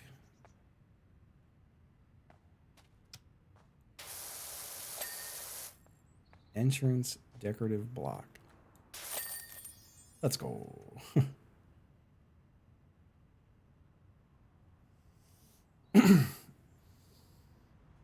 Oh, sorry, chat. Let me catch up on y'all. I feel like I always get a little nervous talking about this shit in chat just because I hate when chat turns into like arguments or like a rally. Like both make me stressed. Not that I think it's happening. I just have to stare at chat and go, is it happening?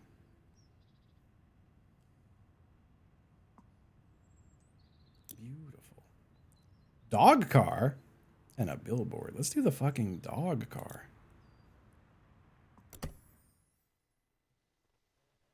Chanting and demanding just in 2026. I've said way too much out of pocket on stream my whole life. I could never.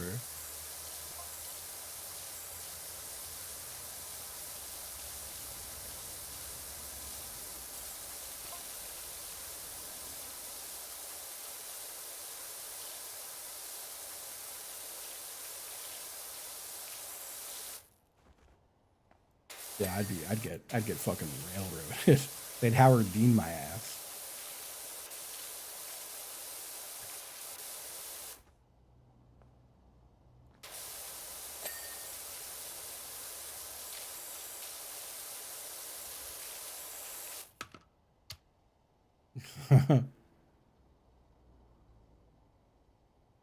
Nice, J Kid. Nice. That's good stuff.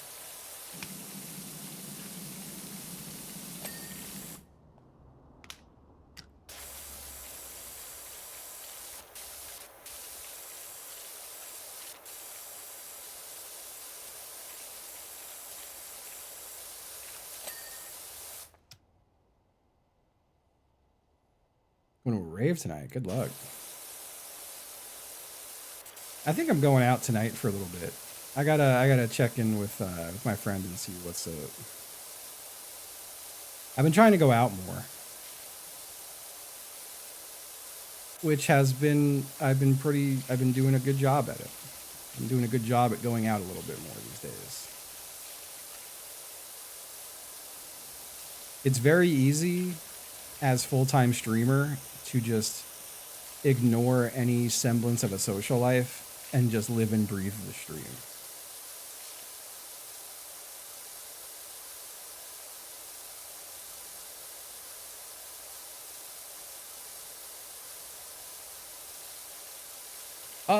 Honest, just putting myself out there a little bit more is a big part of it. Saying yes to more. I feel like I've always been the type, like 9 out of 10 times if someone asks me to do some shit, I'll be like, I'm busy. And I have just met a lot more people this year.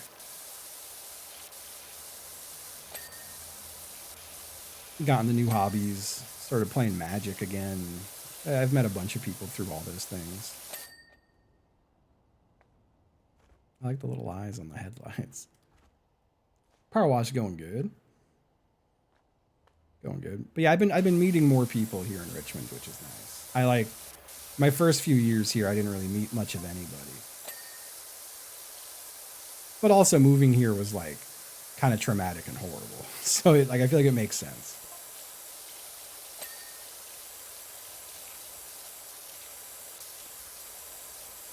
I was definitely not in the right headspace to meet people.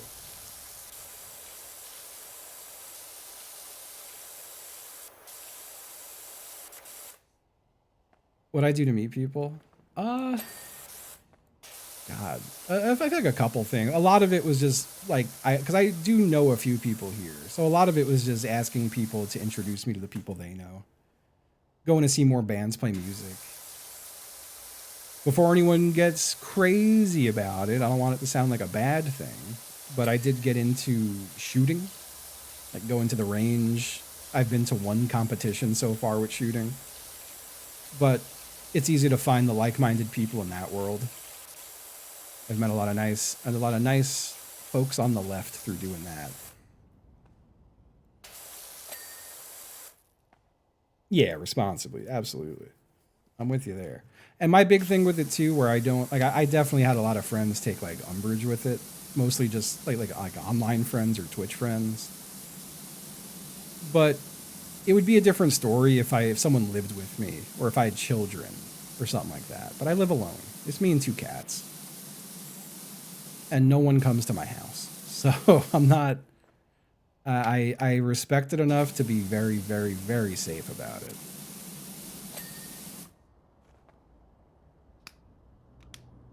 It's honestly, again, I'm not trying to like be a gun evangelist here, but I've really enjoyed it. I haven't been to the range in about a month now because it is expensive for sure.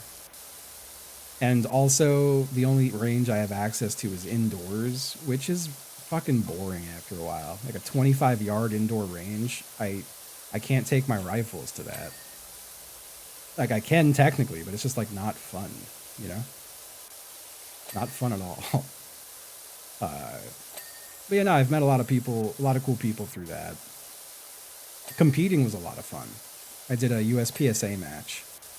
I'm going to do another one next month. I was going to do one last weekend, but instead I opted to go out with some friends. And I felt okay making that decision. One of my friends was in town. But what was I gonna say? I had a point I was gonna make with that. I can't remember what it was. Oh, I really the safety part of it is almost like meditative for me. Like it I treat it with a level of respect that I feel like you should. And being that on top of a thing, like just does a nice thing for my brain, you know? Like a samurai. Like being really, really purposeful with the safety side of it all. I like that.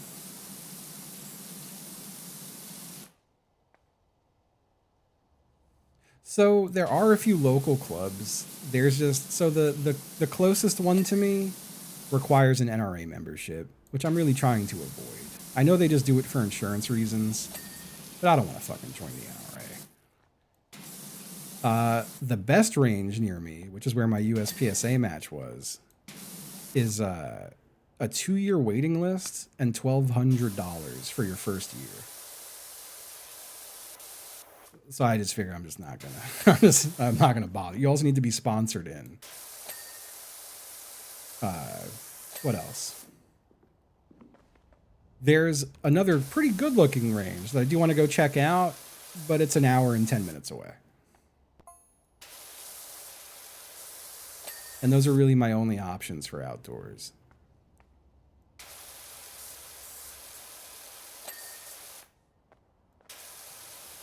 But I like my little indoor spot. I just work on pistol stuff there at this point. I only bring a rifle if I'm trying to troubleshoot something with the rifle. Like I put like a new bolt in and a new buffer spring and stuff. And that was the last time I brought it out. Archery would be fun. I would love to also check out some archery. I have deep regret that the time I lived in Florida, which I really hated Florida, I had access to a public archery range that was like walking distance from my house, and I never went one time. But I also lived in like a retirement community, and in my mind I was like, very, very old people with bows and arrows, and then I show up? I don't think I want to go. I'm sure it would have been fine, but you know, forge arrowheads. But no, I could see archery being a lot of fun. A lot of posture training. Yeah, I can imagine. I really enjoyed the USPSA match I did. That was a lot of fun. I did terrible. It was my first match, but it was a good learning experience. But I'm a big guy with bad stamina, and that definitely good inspiration for me to get better with my stamina and stuff. It's a really quick car to clean.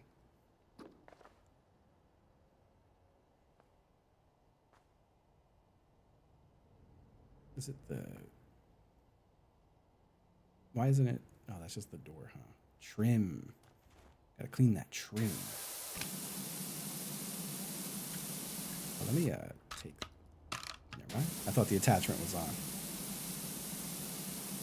But yeah, past that, like all that stuff, and then also going to see more bands, play live music, and just being more open in general. I haven't like hit the dating scene again yet, but I still don't feel like I'm quite ready for that.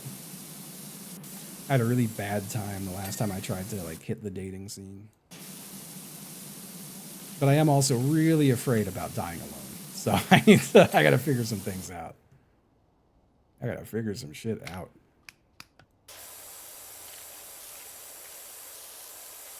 Live music is church. 100% with you there.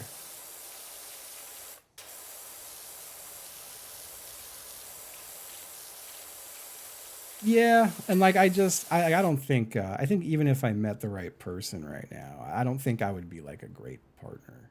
I feel like I got too much other shit I'm like swept up in, like, mentally or otherwise.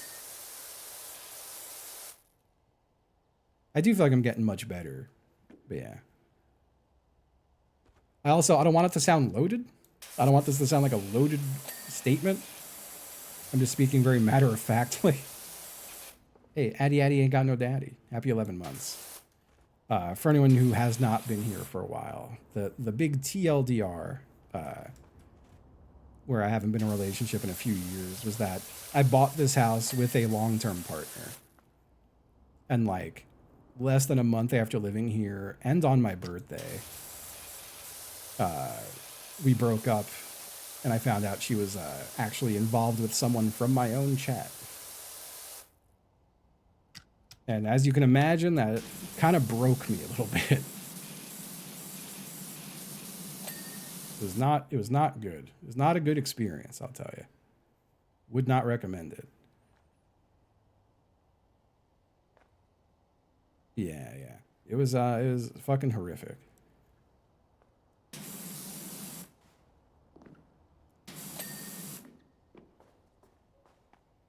It's been a while now though, so I don't hold any active resentment on it past I kind of hate this house still.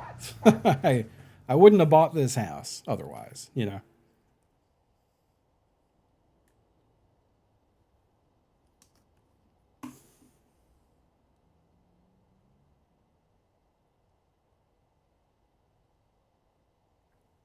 Ah, it's all good. Thank you, Clenched Cheek 69.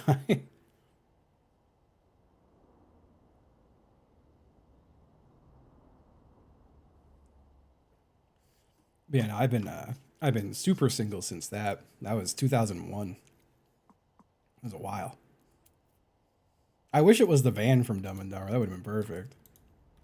Oh, continue. I'm sitting here hitting escape. Billboard. Let's do another cleaning. This has been nice. It's been nice to just clean and yap. A cleaning and a yapping. Whew. Did I say 2001? Whoops. I meant 2010. I meant 2021. Jesus Christ. 2021. Holy. I got it right that time. 2021. Yeah, that whole situation was brutal. Like, I'm glad it's just like, I'm glad it's far out at this point. Long enough ago that it doesn't really fuck me up anymore. I will say it did suck how public everything was. Like, when I did start trying to date again, if I got past a first date with anybody, they would go, hey man, so I Googled you and the Google autocomplete results were 8C Justin breakup? What's up with that? And that was insanely uncomfortable to have to explain every time. I don't think that happens anymore, thankfully. It's been long enough ago that that is no longer the suggested autocomplete term.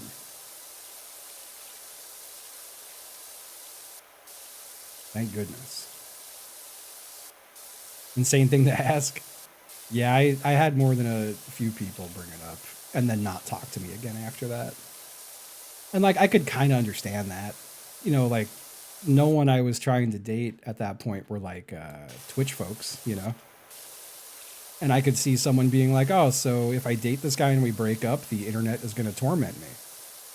And it's hard for me to explain, like, no, that wouldn't happen. You know, like, I don't think Twitch has a good reputation, you know?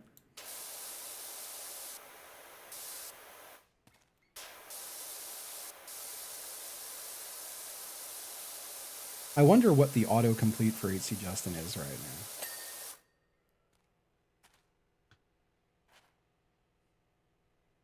I wonder what it is.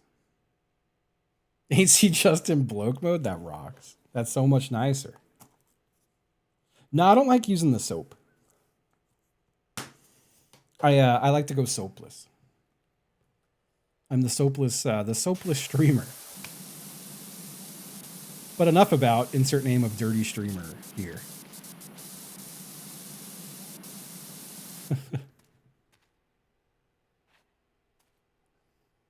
Age, Twitter, last stream, wife. That's funny.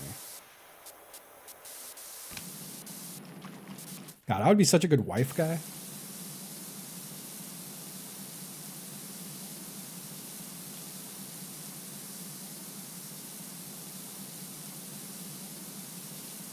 I do feel like I'm much better now. Like I will say, like everything that happened sucked, but I was also not.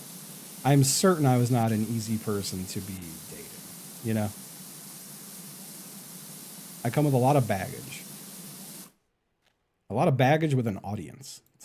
You know what I mean? I've definitely gotten better now, but I've also just gotten older now.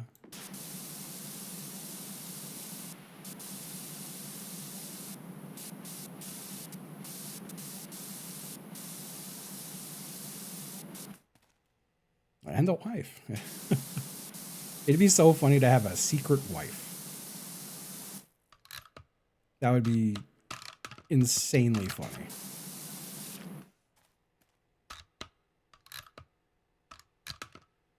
I haven't gone to like the store yet for new power wash equipment. Let me go look real quick. How much do we have? We've got a good amount of money. I should probably just get a better power washer is what I should do.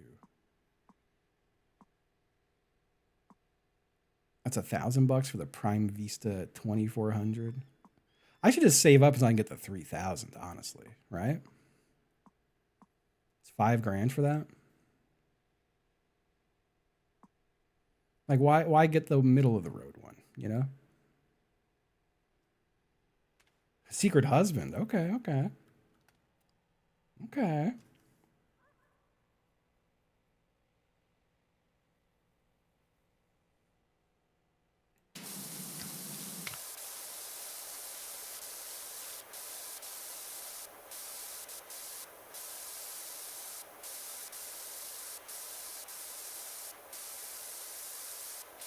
Yeah, I think dating as you get older is just kind of difficult in general. And I really feel like trying to date as a Twitch streamer is not easy. Like I'm not trying to date in my audience. That just feels like that comes with its own like weird ethics and power dynamics and shit. Like I would have to really know someone well for a while to even entertain that. And normal people think it's either in my experience, if I meet someone who thinks what I do is cool, they are unavailable. Like if I meet just like a random normal person in the world who's like, holy shit, that's so cool, they are 100% of the time married. And if I meet someone who is completely repulsed by it, they're single.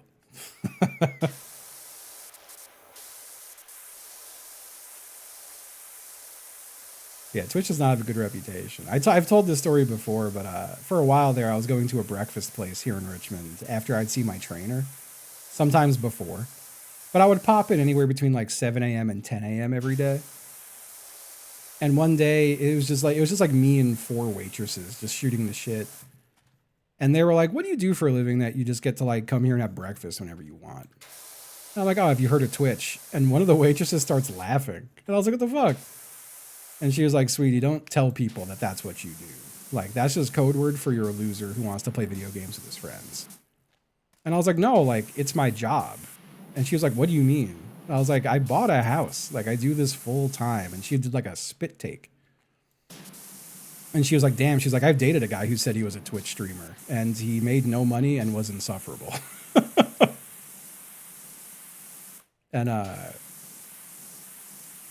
And then another waitress chimed in and she was like, whatever you do, don't tell people that's your job. They will just think that's code name for you're broke and like an immature child. And then another waitress goes, she's like, it's okay, sweetie. Don't give up. Just whatever you do, don't give up and like buy and get a bunch of cats. And I was like, I just adopted 2 kittens. and she said, oh, sweetie, and like laughed.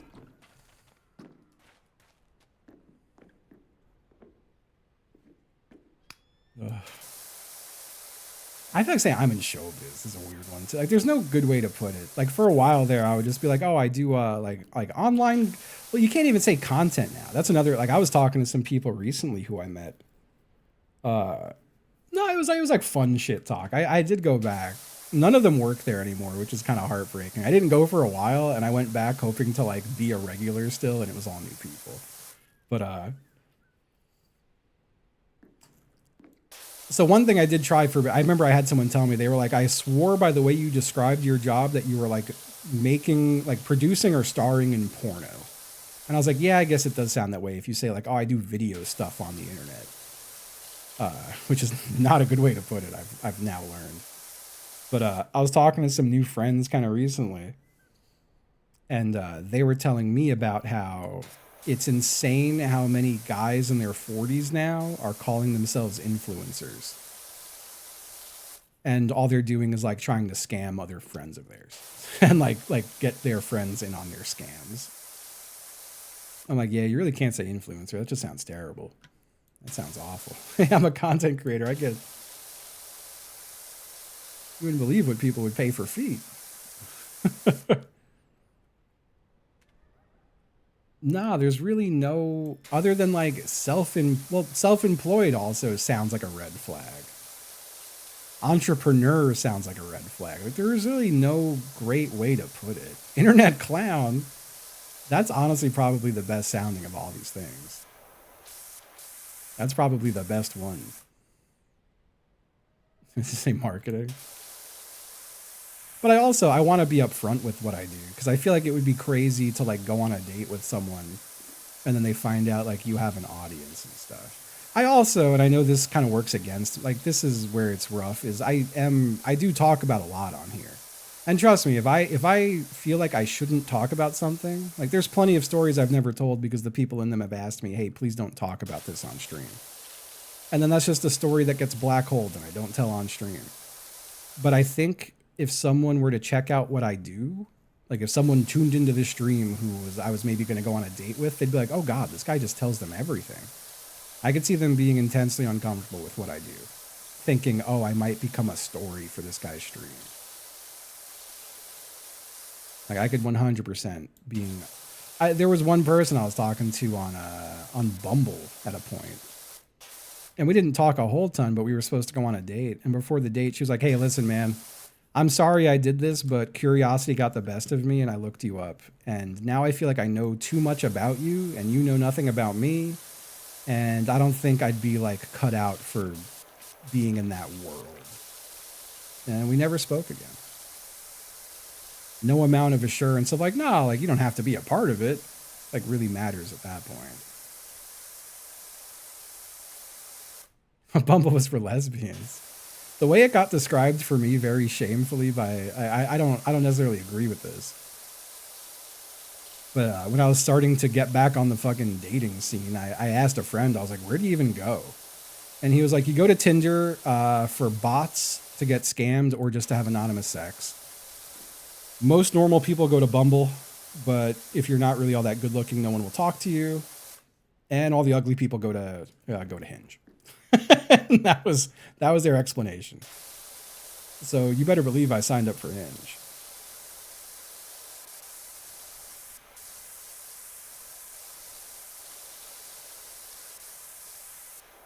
But they also they emphasize, they're like, no, like Hinge is like kind of the serious one. But that was also like a while ago. That was a while ago that I was on there. Met your wife on OkCupid. That's all. You're not the first person I've heard say that either. I've got a few friends who met their significant other on OkCupid. I think it still exists, but is nothing like it was like. At least that's what people have told me. Good luck with Farmers Only. I should try Juggalo Book. That was a social media and dating website exclusively for juggalos.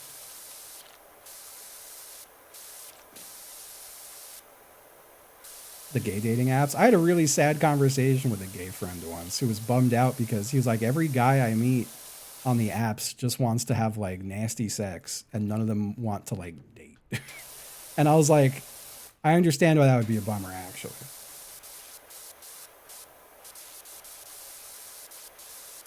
And then like you know, I remember in the same conversation another friend chimed in and he was like, yeah, he's like anytime I've met someone on Grindr, they just cheat on me very quickly. I'm like, ah man, that sucks.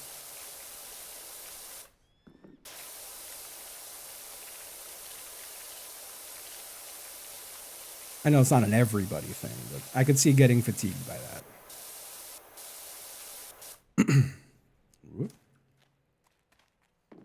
Almost the opposite problem. I feel like it's I got cursed with these damn fucking straight jeans. Because I'd be fucking cleaning it up, I think, if I was a gay man. I'll tell you, after I went through like a pretty public breakup, I had so many guys hit me up a crazy amount, which is flattering. It's not something I'm mad about at all. I just think it's kind of funny that like not a single woman hit me up after my breakup, really. Maybe like one. And I've got DMs from probably like 60 men.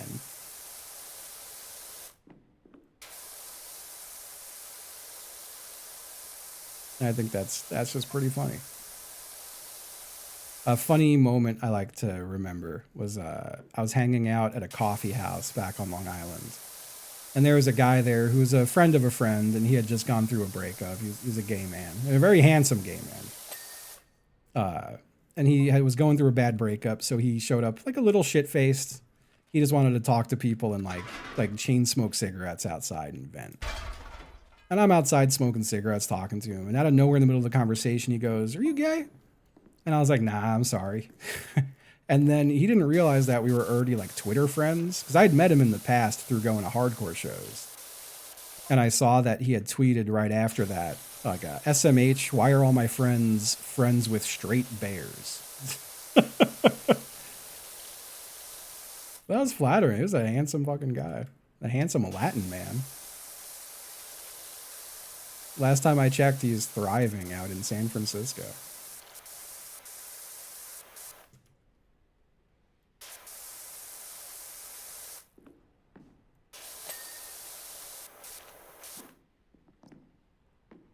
Just like the tweet. No, I didn't want to like embarrass him. He was a very nice guy.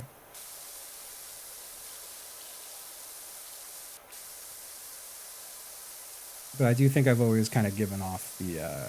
I've been told I trip off a lot of gaydars in my life. A lot of that was always being friends with lots of women. And also being like... I had a friend's younger sister who I hadn't seen in a long time. And she's like in her 30s now. But she told me, she was like, "You are the straightest gay man I've ever met." And I thought that was funny. I'm very sensitive.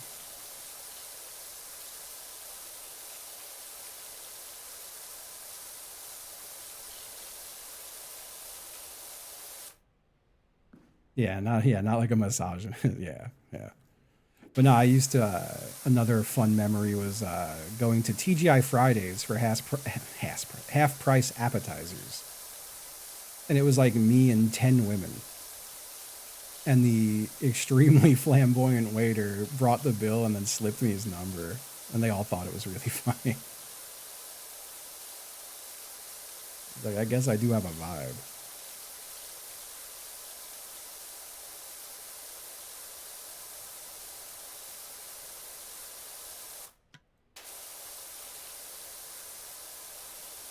But like that shit made me realize real early on in life that like when people, like the punchline, but also people actually being serious when I was younger was like, oh, like TV shows like Will and Grace are teaching the boys to be gay. And I was like, well, like I feel like I'd have tried it by now if I was, but like I just wasn't born that way. And that's probably the same for folks who are gay. They're just born that way. Like it seems obvious. I think all that shit's a spectrum now anyway at this point. Because like, I don't even feel like I'm like 1 million. I don't think I'm a militant straight, for lack of a better way to put it.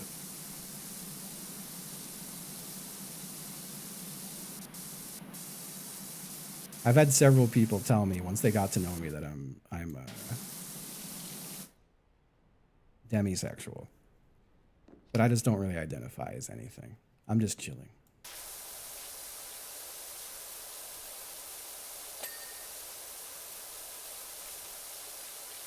Being bisexual is goated. The same friend who my friend's younger sister told me when we were she was like asking me if I'm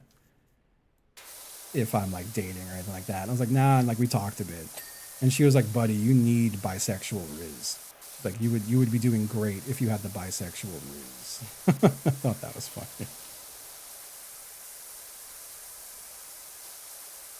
That's the key I'm missing apparently.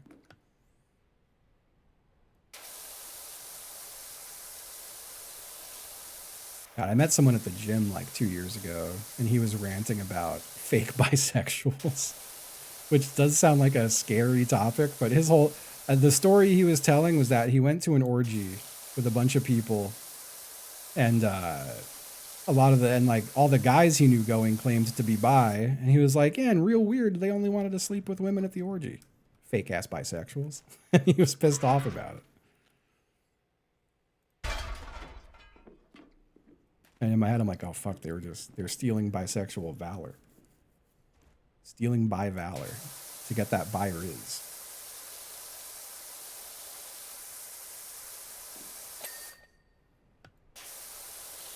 YouTuber, I've heard that from many people. That's it's a common tale apparently.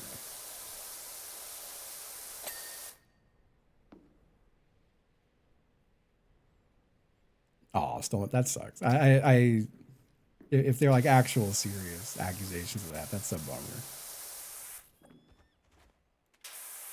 That's why I do always get a little cagey, like telling that story, because I don't want anyone to think I'm gatekeeping sexuality is kind of a crazy concept.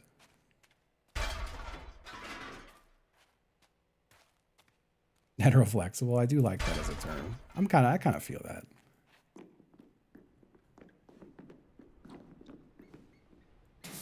In general, I just feel like I got to get to know someone at least on some level. Like I don't know. Meeting people hard though. And I realize too a lot of the times I get sad about this shit. I think what I'm just like I've had my trainer say to me, he was like, "Brother, you're just like describing a friend. Like I think you just need a friend." And I'm like, "Yeah, you know, I don't think you're entirely wrong."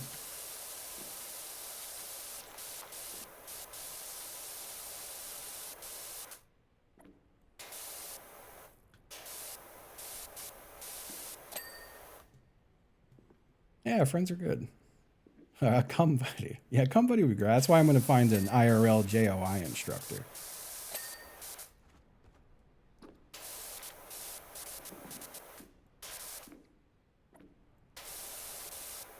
Yeah, a coach.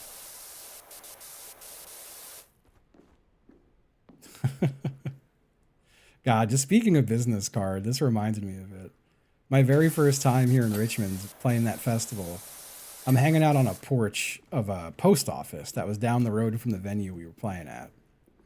And I'm hanging out with a big group of friends with a bunch of women in the group.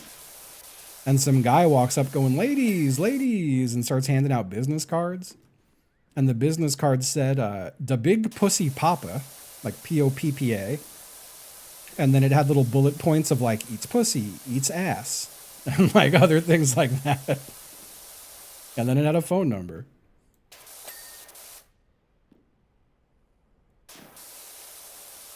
And I was like, damn, imagine that level of confidence. It's scary.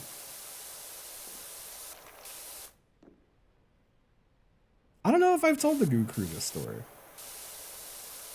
I'm pissed off. I have a picture of it. We took a picture, but the picture is so blurry that you really can't read it. But it was very clearly like a Vistaprint business card template, you know? Like it looked like it could have been for like a house cleaner or like a plumber or something. Like it just looked like it was a very just legit business card. It was ridiculous. I think it was confidence. That guy was real confident as he approached a group of people.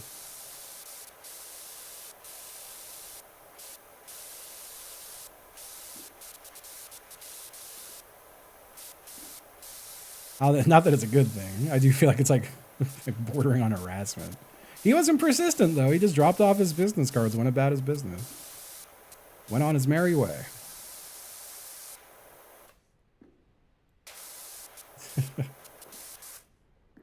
I definitely don't take a lot of shots. I've got and I feel like this is probably a common thing for a lot of people. And part of this is just like a confidence issue, like a lack of self-confidence issue. But I never want anyone to feel like creeped out or like it would break my fucking heart if I was like, if I showed interest in someone and they were like, oh great, another fucking guy who's just, who just wants to fuck or is just interested in whatever. Like, I never want to make someone feel like that. But as a result, I just never shoot my shot ever. And that's a problem in itself too. And I think that's a pretty common theme. A lot of people I talk to feel the same way and do the same thing. And big shocker, none of them are in relationships. I would feel terrible making someone feel like that. And where I feel like it gets a little worse and was like way too much of an internalized thing is like, I also feel like it sucks so much to reject somebody. Like, it's just not a good feeling to have to tell someone no. And like, I don't want to make someone else have to do that. I feel like I'm a pretty nice, well-liked guy. And if someone feels like they have to like let me down, that's such, I don't want to make someone do that. That sucks. On the flip side of that, at some point in like my late 20s, one of my bands was playing and I ran into someone I used to know. And she was just like, shit, man, like I had no idea you were in this band. Like, I'm friends with people in your band. I'm like, oh, that's so cool. And she was like, hey, I got to ask. She was like, I was really like coming on to you pretty hard when we were younger. And then you just stopped talking to me. And I was like, oh yeah, I was terrified, completely terrified. And I was like, and also I didn't think that was the case. And she was like, yeah, you fucked up. And I was like, ah, it's so funny. So are you single? And she went, nope. And I went, ah, fuck. That was up.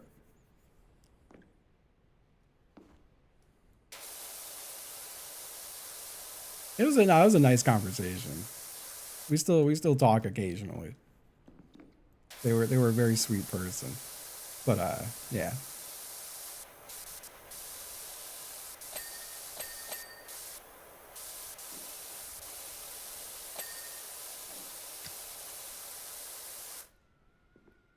Trump, no, that's terrible. I'm the one who fucked up in that scenario.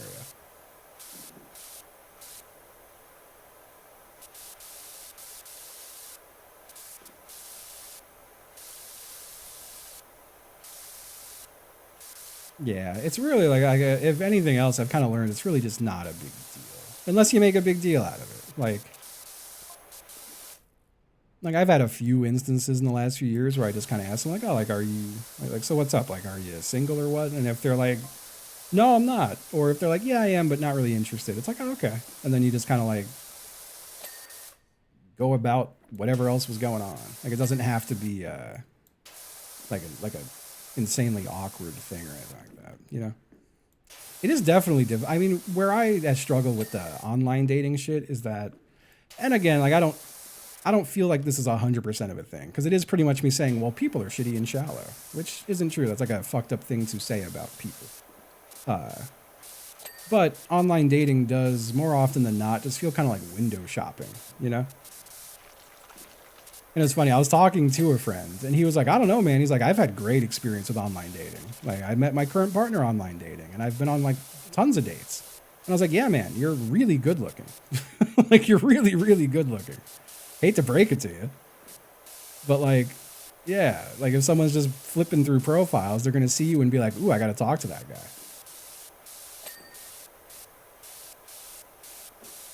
Where I do feel like I have an attractive personality, but it's hard to convey that in a damn online dating website, you know? I'm very well aware. I'm like, I know there's some people who claim they're into it, even though I don't believe them. But I know my body type isn't the really what people are generally looking for.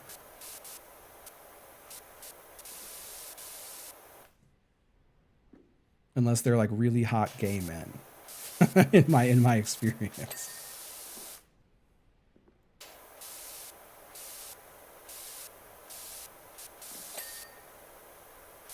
You just buy model trains. That's true. That's true. The amount of money I'd be spending on dates can get me a lot of magic cards.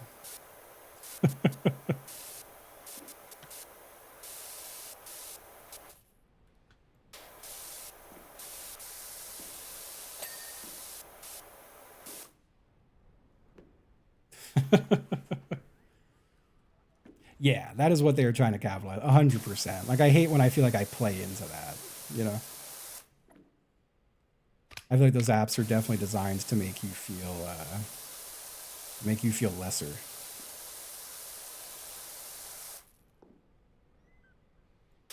Suckmaster Deluxe. Say less. Where do I buy it? I'm playing.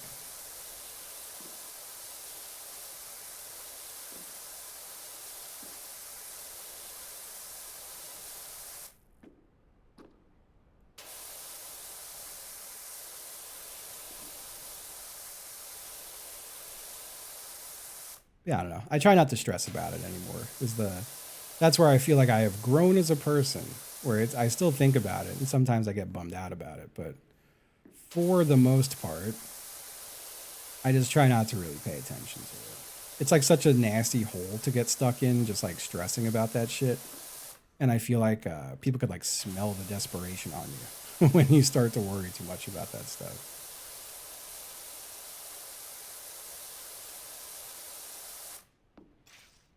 What is this? Was that? I got like a little thing to sit in. Okay. They got a sex swing on this billboard.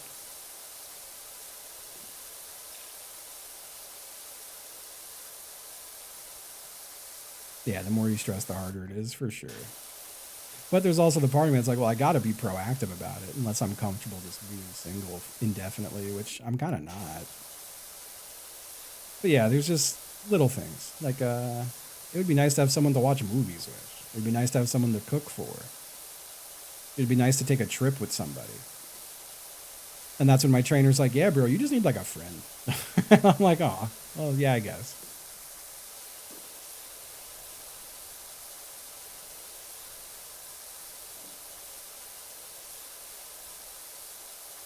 I am definitely a wife. I'm telling you, I'd be such a good wife guy.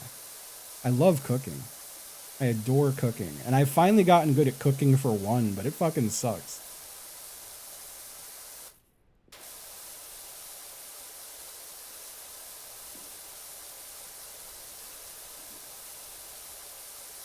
I gotta go to the grocery store more.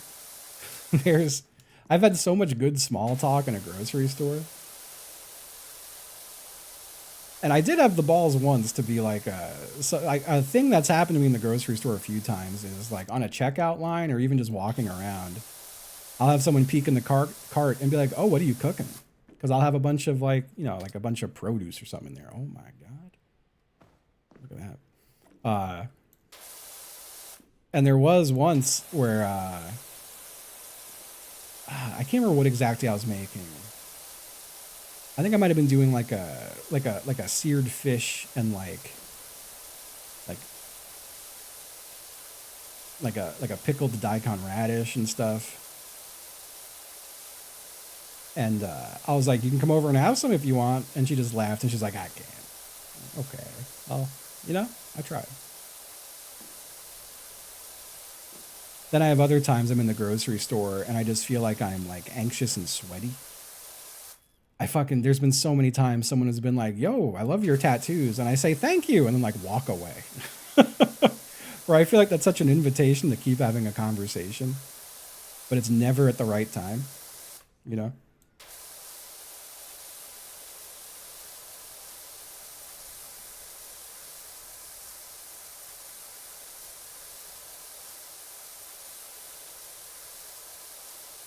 Oh, that's cool. Yeah, I do got to go to some more shows. That's like a mixed bag. I got so discouraged when I moved here and started going to shows when I was like actively trying to date. And I was like, oh, everyone here is like half my age. Like, I have no way to talk to anyone without feeling like the world's biggest creep. But it depends on the bands, I guess. I definitely been to some shows recently where everyone's just like 30 and tired. I'm like, oh, that's so nice. That's so nice. I have to adjust. Oh, God. My fucking tailbone's bothering me. I've been sitting in one position too long. I've been live for 2.5 hours. That's crazy.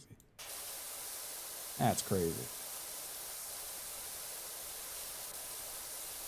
I'm bummed. I went to a music festival last year where I wound up getting COVID for the first time, which sucked. But I was having a nice conversation with someone. I was sitting outside towards the end of the night. It was like almost 1 a.m. And someone came outside and she was like, "Hey, can I just sit with you? It's fucking 1 a.m. and I'm like 40."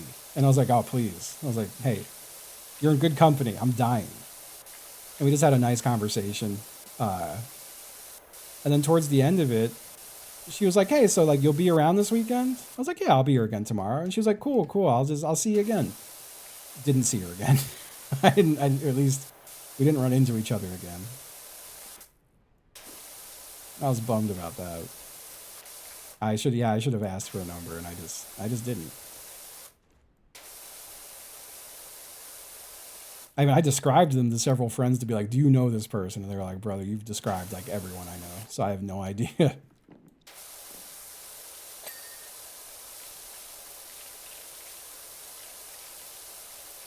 That was one of my greatest fumbles. I had another great fumble, which might have not have been anything, but I was on a flight back from, I think I was in Florida helping my family with some stuff. And on the flight back from Florida, we had psychotic turbulence and hit like an air pocket.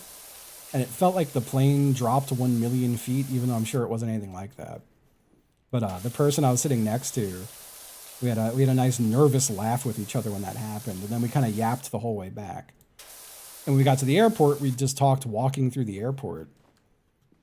And she wasn't from around here; she was like here on business stuff. But she was like, you know, as we were getting to the doors, she was like, "All right, well, I gotta call an Uber and get out of here. It was nice talking to you." And I was like, "Yeah, have a good night." And then as I got to my car, I was like, "Why didn't I offer them a ride? What's wrong with me? What the fuck?" I literally just walked to my car. Yeah, I felt dumb about that one. Have a good working day. Thank you for watching. This has been a nice power wash and yap kind of day.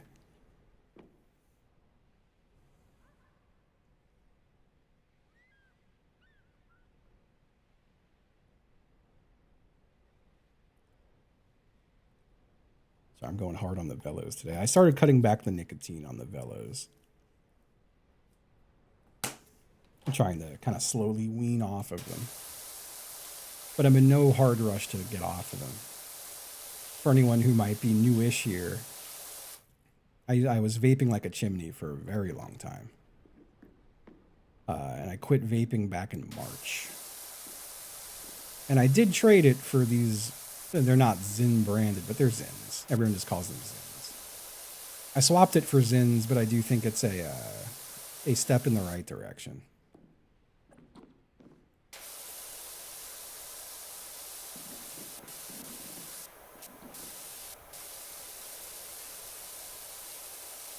It's been crazy having nothing go in my lungs for a while. I also quit. I've been fully sober for almost 3 months now. So I'm inhaling nothing but pure air. And that's like for the first time in my adult life. So that's been weird. But I do think I've adjusted to that at this point.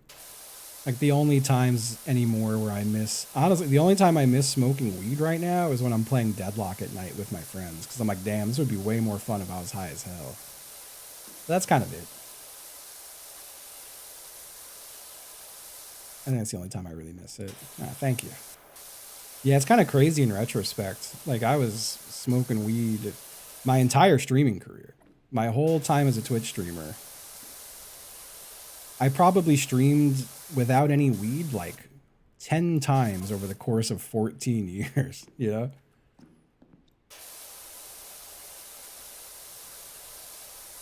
Pretty much every stream I've ever done, I would smoke a bowl during the starting soon screen. I feel much better now. The first month was kind of brutal, but I do feel a lot better now. And I'm getting better now with, I realized that, you know, I always used weed as like a coping mechanism if I ever felt any amount of uncomfortable or depressed or whatever. And now what's it called? I turned to like food again, and I was like, "Oh, we gotta stop that. Gotta nip this habit in the bud."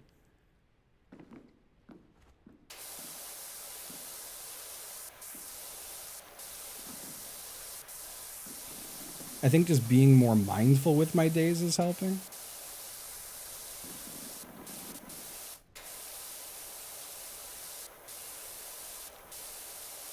But it's really only difficult when I'm bored. Boredom is such a fucking shitty thing to try to tackle without making bad decisions. Whoop.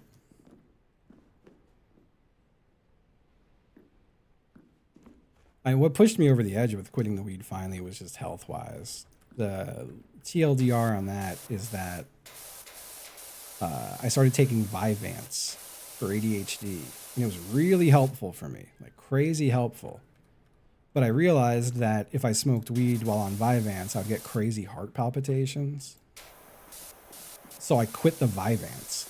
And then a year later, I was like, that's stupid. You should quit the weed properly and stay on the med that's helping you. And now I'm back to that dose of Vyvanse with no heart weirdness at all. So that's good. It definitely like was that.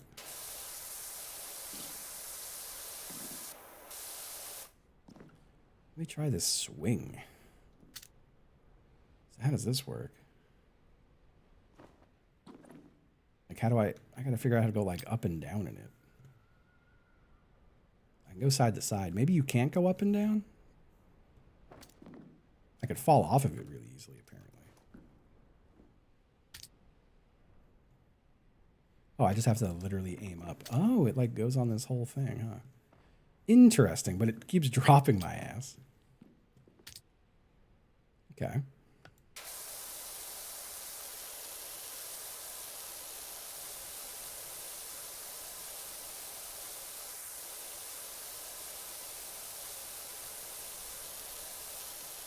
Yeah, it was when I moved to Florida is when my weed intake went crazy because I had my medical card there. And oddly enough, I don't know if this is still the case in Florida, if anyone's from there and is on the medical there, but like good weed in a store was crazy expensive. Like $65 to $70 for an eighth of anything nearly good. Or you could get like a gram of shatter for 25 bucks. Or wax. So I started dabbing. And it was really convenient to be able to just have a little e-nail and take a dab whenever I wanted. And then my tolerance went fucking crazy. I don't think, and like I haven't done concentrates. What is shatter? It's a concentrate that looks like glass. It's like a brown tinted glass. And I was also in Florida, that's true. that also. It's weed crack. Yeah. I mean, you dab the same way. It's the same method as if you were like smoking crack. Where you drop it on a really hot thing and then suck in the fumes. And I feel like that should probably be enough to be like, I think this might be a bit too much.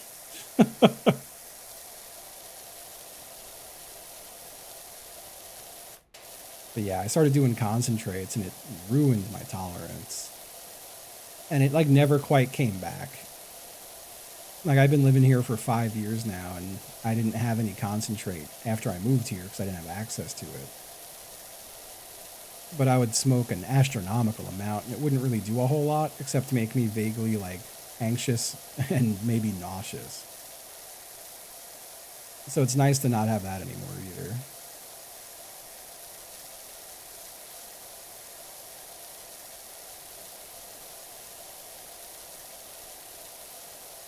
The volcano bags. I did always want to get a volcano. I never did. I still have a really nice e-nail that I should just sell. I don't really know the legality of that, though. I mean, I could buy it legally on the internet. Like, I bought it somewhere. I guess if I sold it, I would have to be like, for tobacco use only. If you want to dab tobacco. As a soldering iron. I think that's the only, like, weed paraphernalia I have left, is that e-nail sitting in a drawer somewhere. I just threw everything away I had, because I was like, it's the only way I know I'm not going to return to it. Or it'll make it harder to return to it if I don't have any of this stuff, so. I threw away my really good grinder, all my bowls. When I was cleaning my office recently, I found a vape pen that was full. And I like stared at it for like what felt like an hour, but I just threw it away.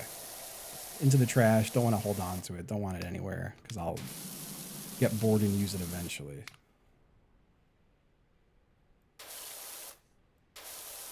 These letters are nasty.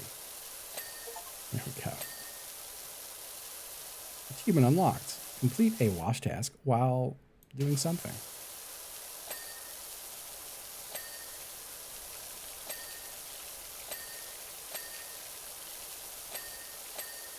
What of the year? Town of the year. Oh, that's so nice.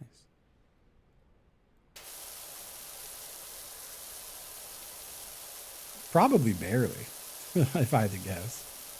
I felt like I was still barely getting high towards the end there. I mean, shit, I was kind of a broken record on stream. Anytime I talk about weed, I'd be like, yeah, I'd like to quit. Because it doesn't really do much for me anymore. And then I just like wouldn't.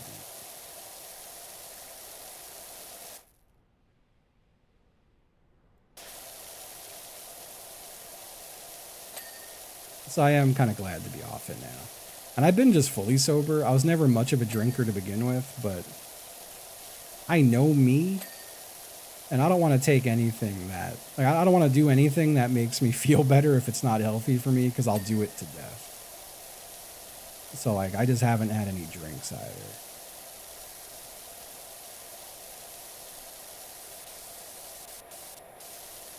I was never really a beer guy, though. Like, it doesn't really feel like I'm missing out on anything. And I've been to 2 bars now in the last month. And both times I just got water.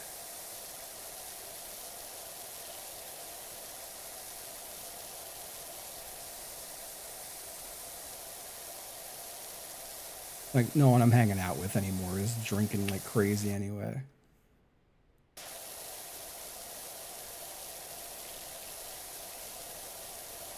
Jeff Jefferson.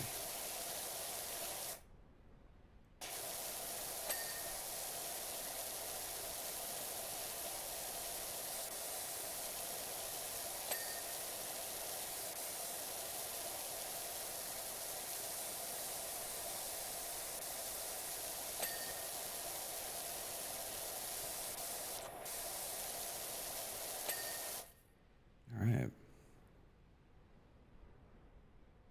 Now, how do I clean the backside of this thing?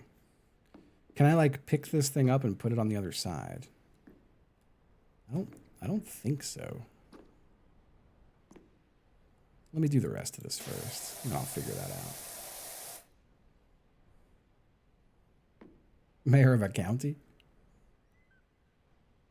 That's a good point.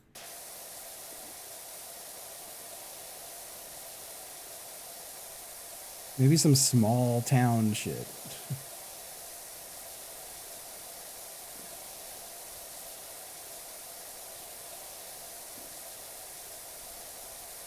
Did I have a pickup prompt?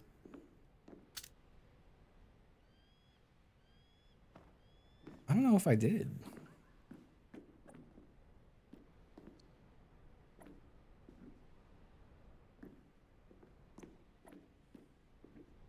Oh, that's for that. That's the pickup prompt, is that thing.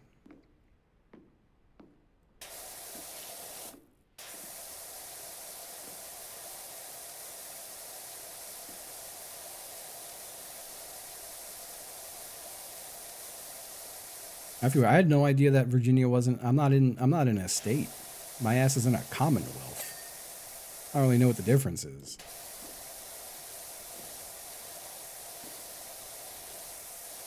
But I'm in the Commonwealth of Virginia.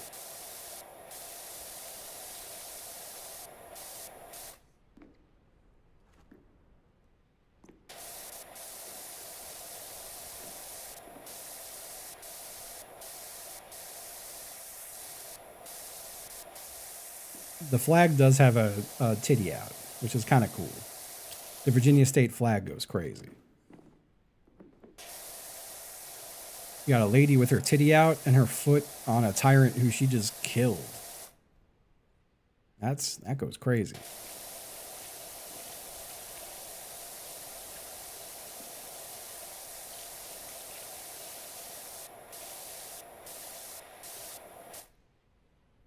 love women having hobbies. Yeah, yeah.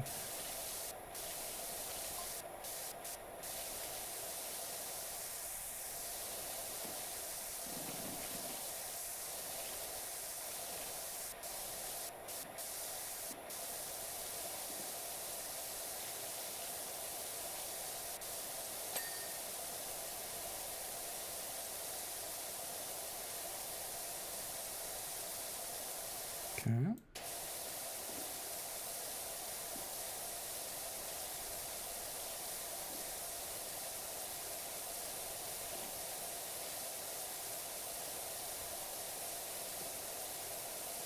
I still maintain if you get to like if you see a titty that someone wanted you to see, like it doesn't count. You can't just go to Google and type like titty. But you get a constitution buff until your next rest. I stand by this statement.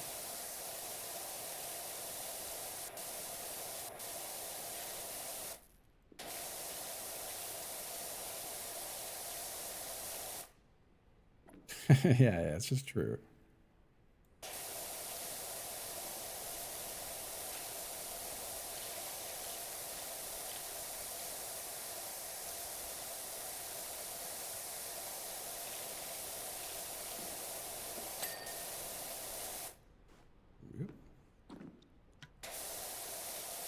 You're just cool. Undeniable. Undeniably cool.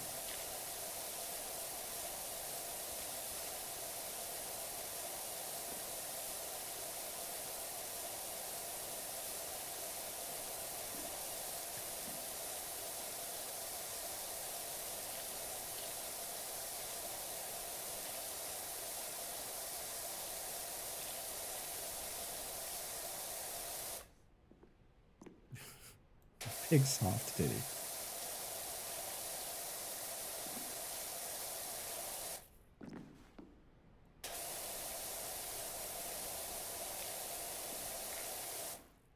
There we go. I want to be a little more centered on this. God, I've talked about it before, but I've had some odd friendships in my life. All when I was younger and like before streaming stuff. I feel like saying this and then I feel like it's easy to sound like evil. But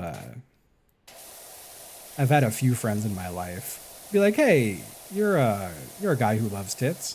Like, yeah. And then I became like their nude screeners. They'd be like, "How's this?" I'm like, "Yeah, looks great. Great job." I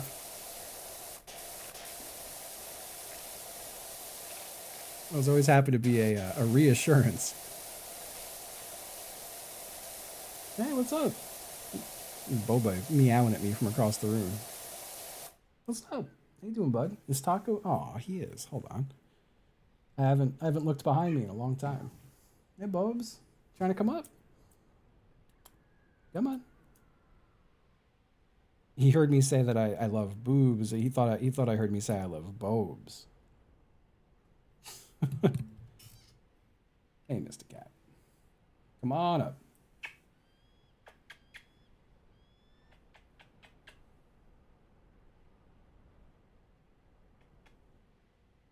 Come on up, buddy. We'll have a quick cat break.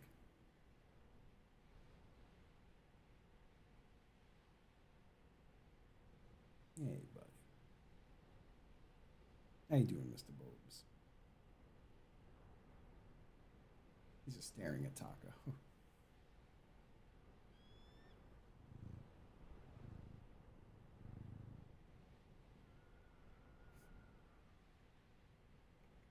Hey, Mr. Boba. Hey.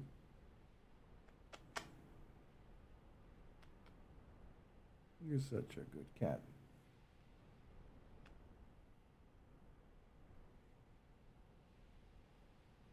Yeah, he just goes fully limp in my arms.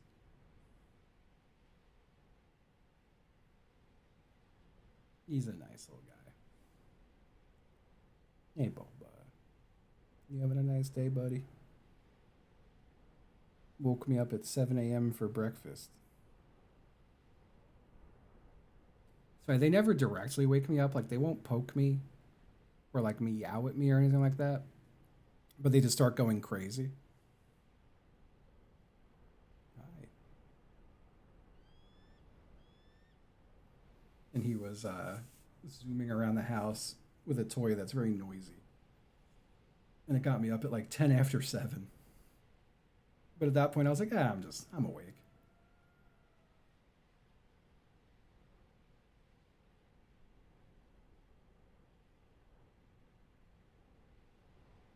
Yeah, they did like a little party swap at some point. Into the famous cat business. I could certainly try it. Actually, she was in town not long ago. That was one of the 2 times I went to a bar in the last month. But she was in town. She had her famous dog with her, and her new cat was also with her. And he was just chilling in a little stroller in the bar, just having a nice time. And she's trying to get him Instagram and TikTok famous as well. She was on the news recently because her dog won like cutest rescue dog of the year or something like that. That was cool. I'm very happy for her. Very old friend of mine. I also know through music stuff. She used to take photos at ska shows. Hey, buddy.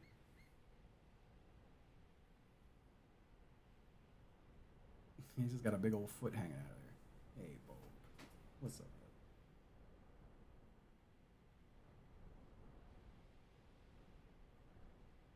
Hey, Mr. Cat.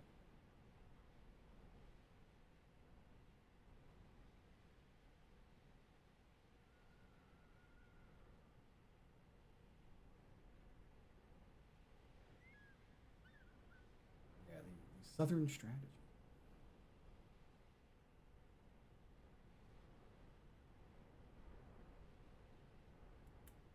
Hi. How you doing, Boba? He's a happy little guy.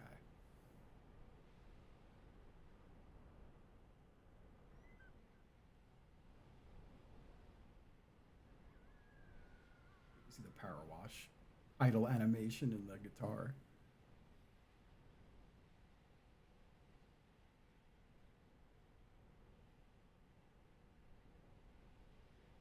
Pentiva, happy 103 months. Thank you.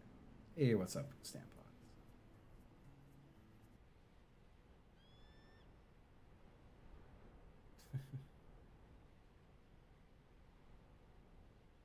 You got a motor on you, Mr. Bob. You like feel him purring. Aw.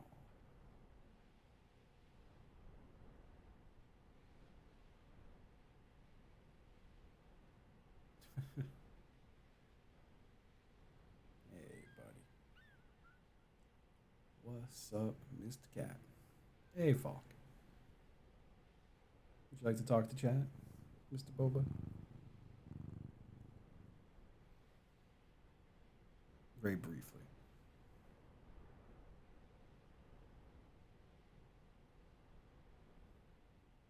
You all done with me? I feel yeah. I can feel him when he's getting ready to go. He's been going in the cat tree more. Neither of them go on the top anymore. Aw. Hey, bud. I love how he leans. Yeah, he's been going into the middle section a lot. Hey, Talk. What's up, Mr. Cat?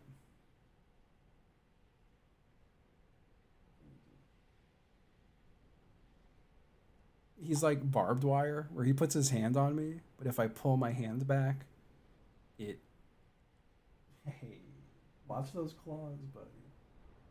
I have to like roll my hand out so I don't get caught on his claws.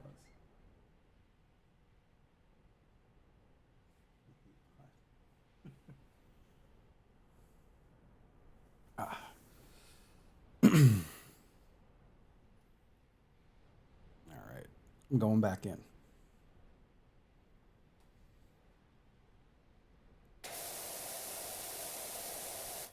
I can take off. There we go. That'll make this easier.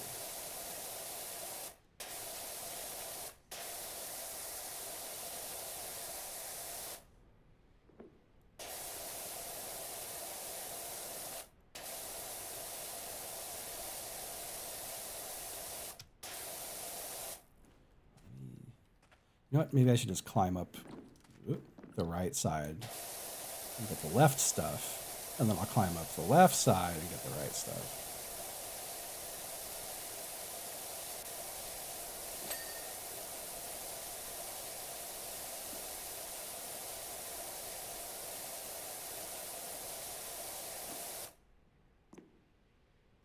Okay.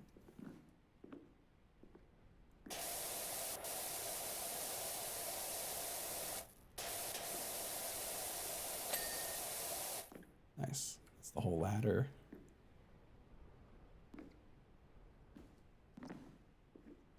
Still gotta get this stuff.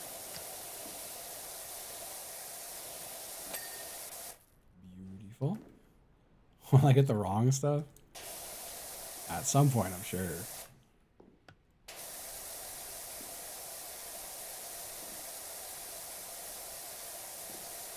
Let's do this whole frame. I wonder if I can fit, like, will this come up here? No, not at all. How the fuck I move this thing?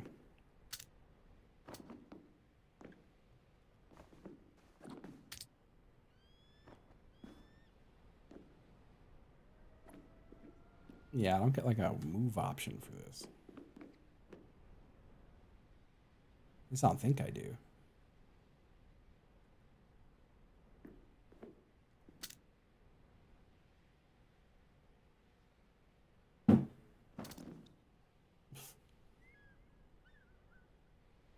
We have to observe for a minute.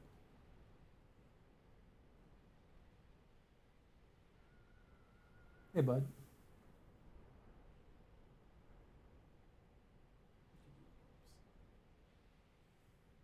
He's either going to lay down or terrorize Taco to get out of the bowl.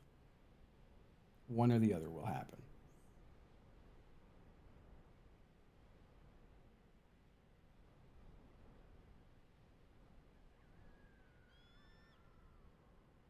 Taco's not having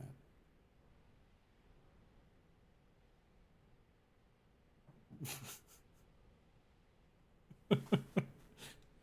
Like Taco immediately wakes up and like hits him. He's like, nope. You got to be in a very specific spot to pick this up. Like I can pick it up. Oh, fuck, that's that. I thought I just got it.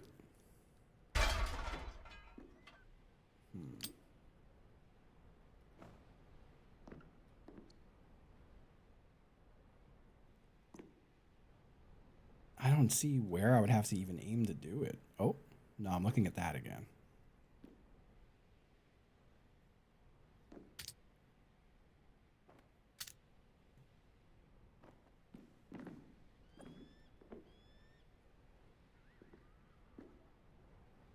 You have to face the billboard. Oh, wait. Yep. Thank you.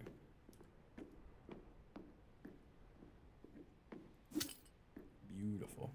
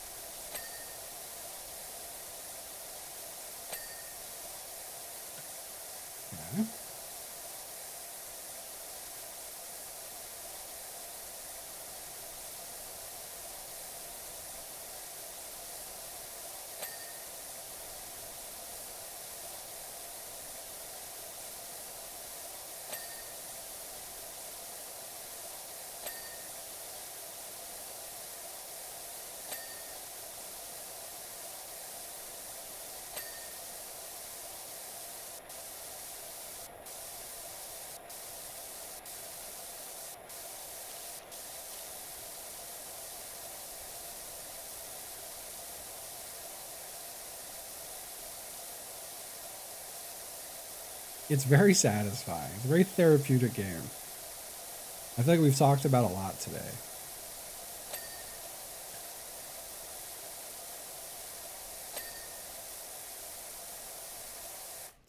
It's been some nice chatting.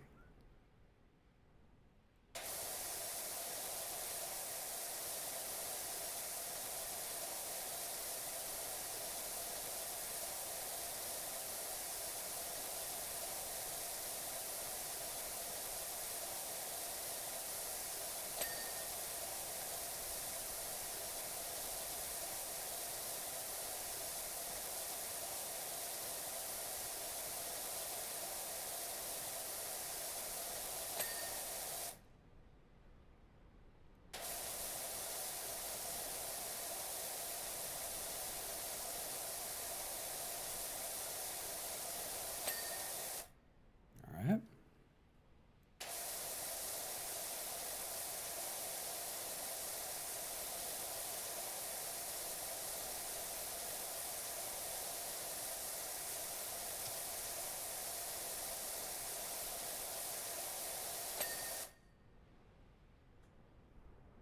Oh fuck! I didn't realize I had so many messages.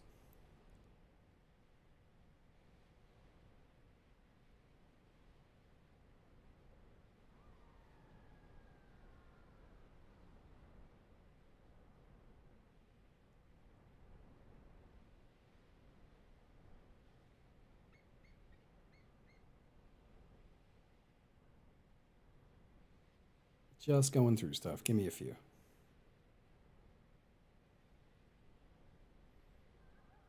Messages out the damn wazoo. Just making sure I'm not missing anything important.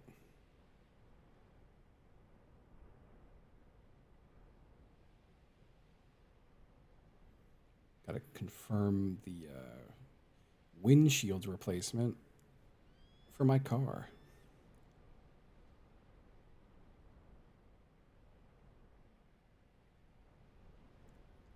On the plus side, for getting my windshield replaced, it's right next to a really good Korean barbecue restaurant. So I'm just gonna drop my car off at this place, go sit at the Korean restaurant for 2 hours, and then go pick my car up. And I'm gonna really hope they don't say, "Hey, just pick it up tomorrow."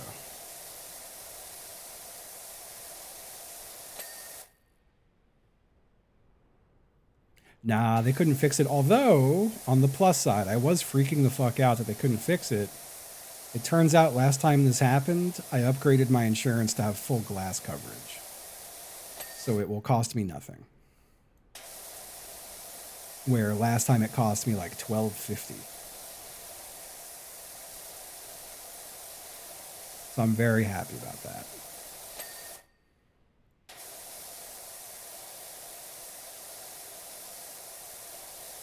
Yeah, actually working out. Can you believe it? I thought I did do that, but I wasn't sure, and like I couldn't remember. But yeah, they did confirm with me that it would cost me nothing. Yeah, with this one, I keep getting owned by rocks when I'm driving on the highway. This is like the 5th time it's happened. I've only needed to replace the windshield once, but a rock kicked up from... I didn't even see a truck around me. It must have kicked up from a fucking car. But it chipped my windshield as far to the side as it could have on the driver's side, like not even visible, but it put a streak straight across the visibility line in my car. And I couldn't see a damn thing. I didn't realize there's a ladder on this side too. All right, hold on, let me get all this clean.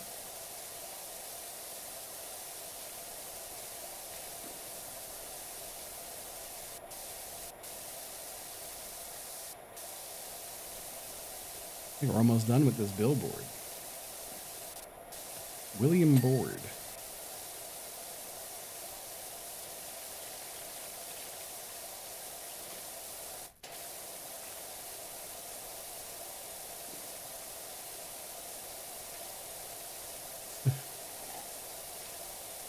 Anonymous, enjoy the Madrinas.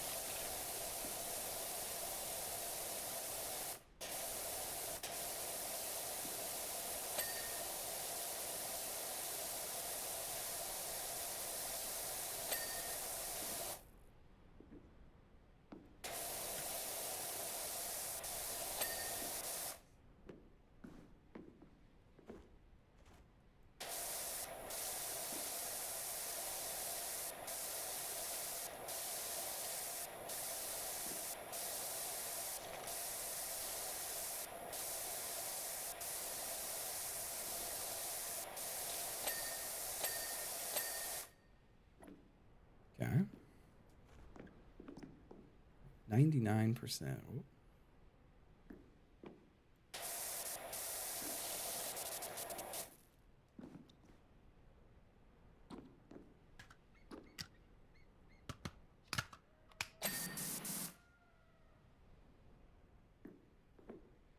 Okay.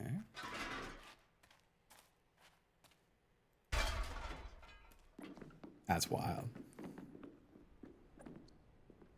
Yeah, I've been got by a couple rocks since living here.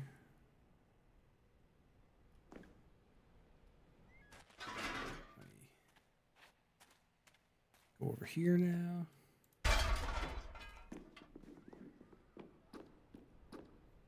Clean all this shit.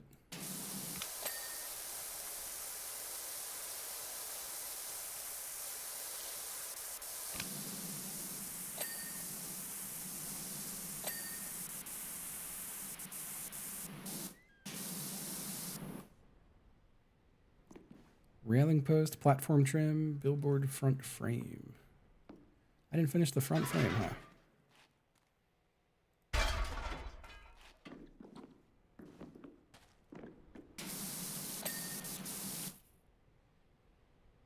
Platform trim.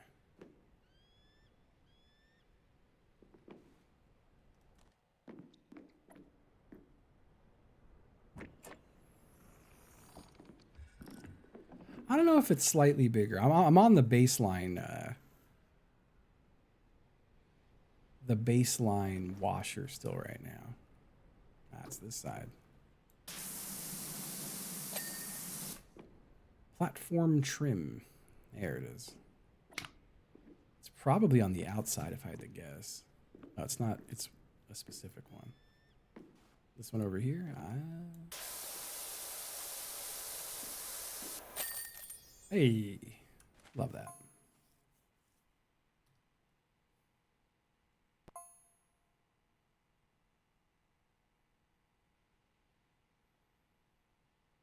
I like how the little basket doesn't like render in. Nice. Is this my replay? Oh, it is.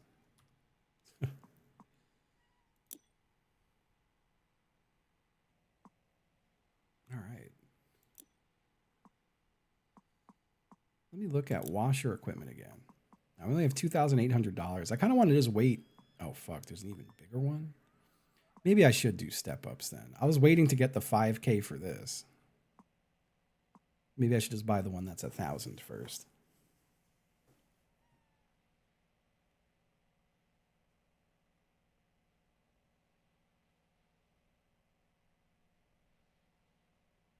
Nice. Oh yeah. I didn't finish PowerWash Simulator 1. I should.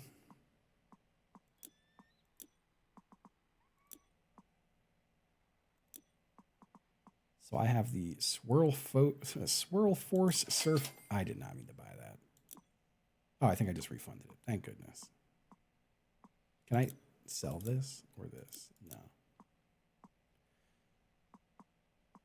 I should just buy the one that costs that much, huh?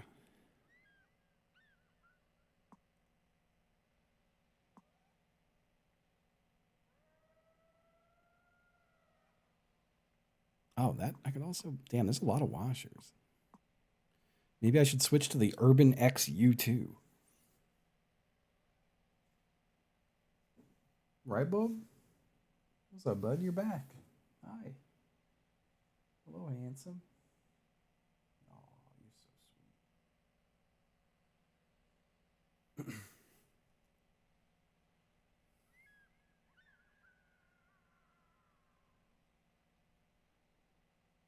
Oh, it's got a big AoE, huh? Welcome back, Boba. Back so soon. Oh, hey, buddy. What you doing?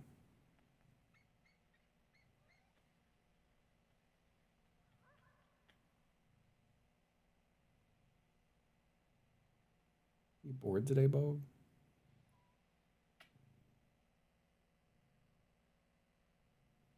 He's a big headbutter. He loves to headbutt. You want the mic? Would you like the microphone, Bob?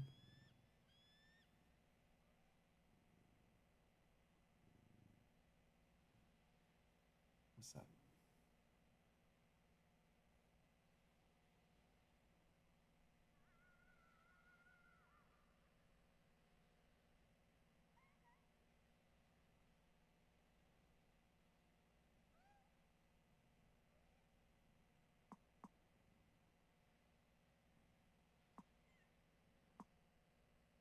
What's with the adaptable nozzle?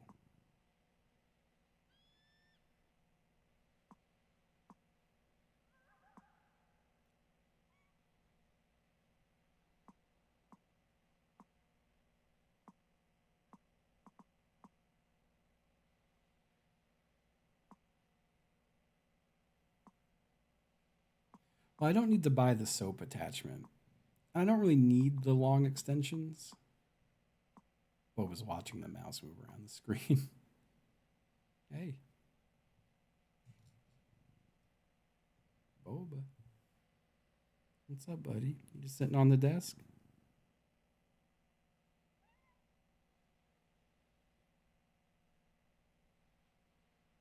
I don't know if you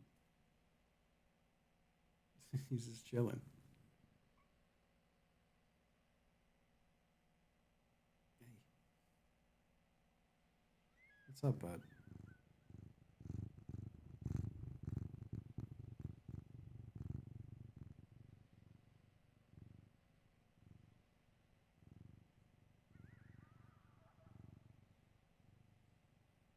What a guy.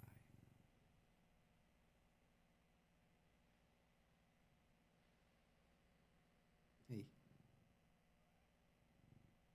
What are you looking at? Oh, he sees a fly. Try to get him, Mr. Cat. Nope, he got away.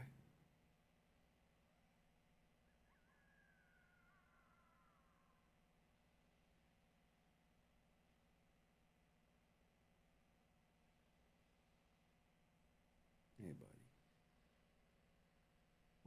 What you thinking about, Boba?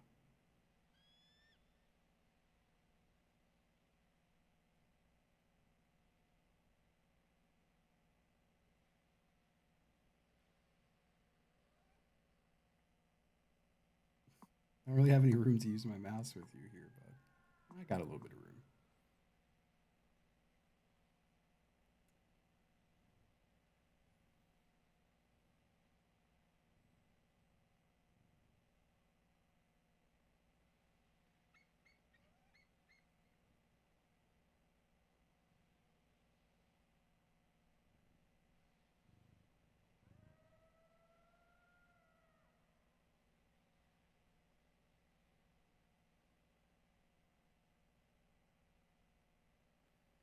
Oh, hey, everybody. It's been nice playing this. I have also been playing it for 3.5 hours. I feel like I'm out of stuff to talk about.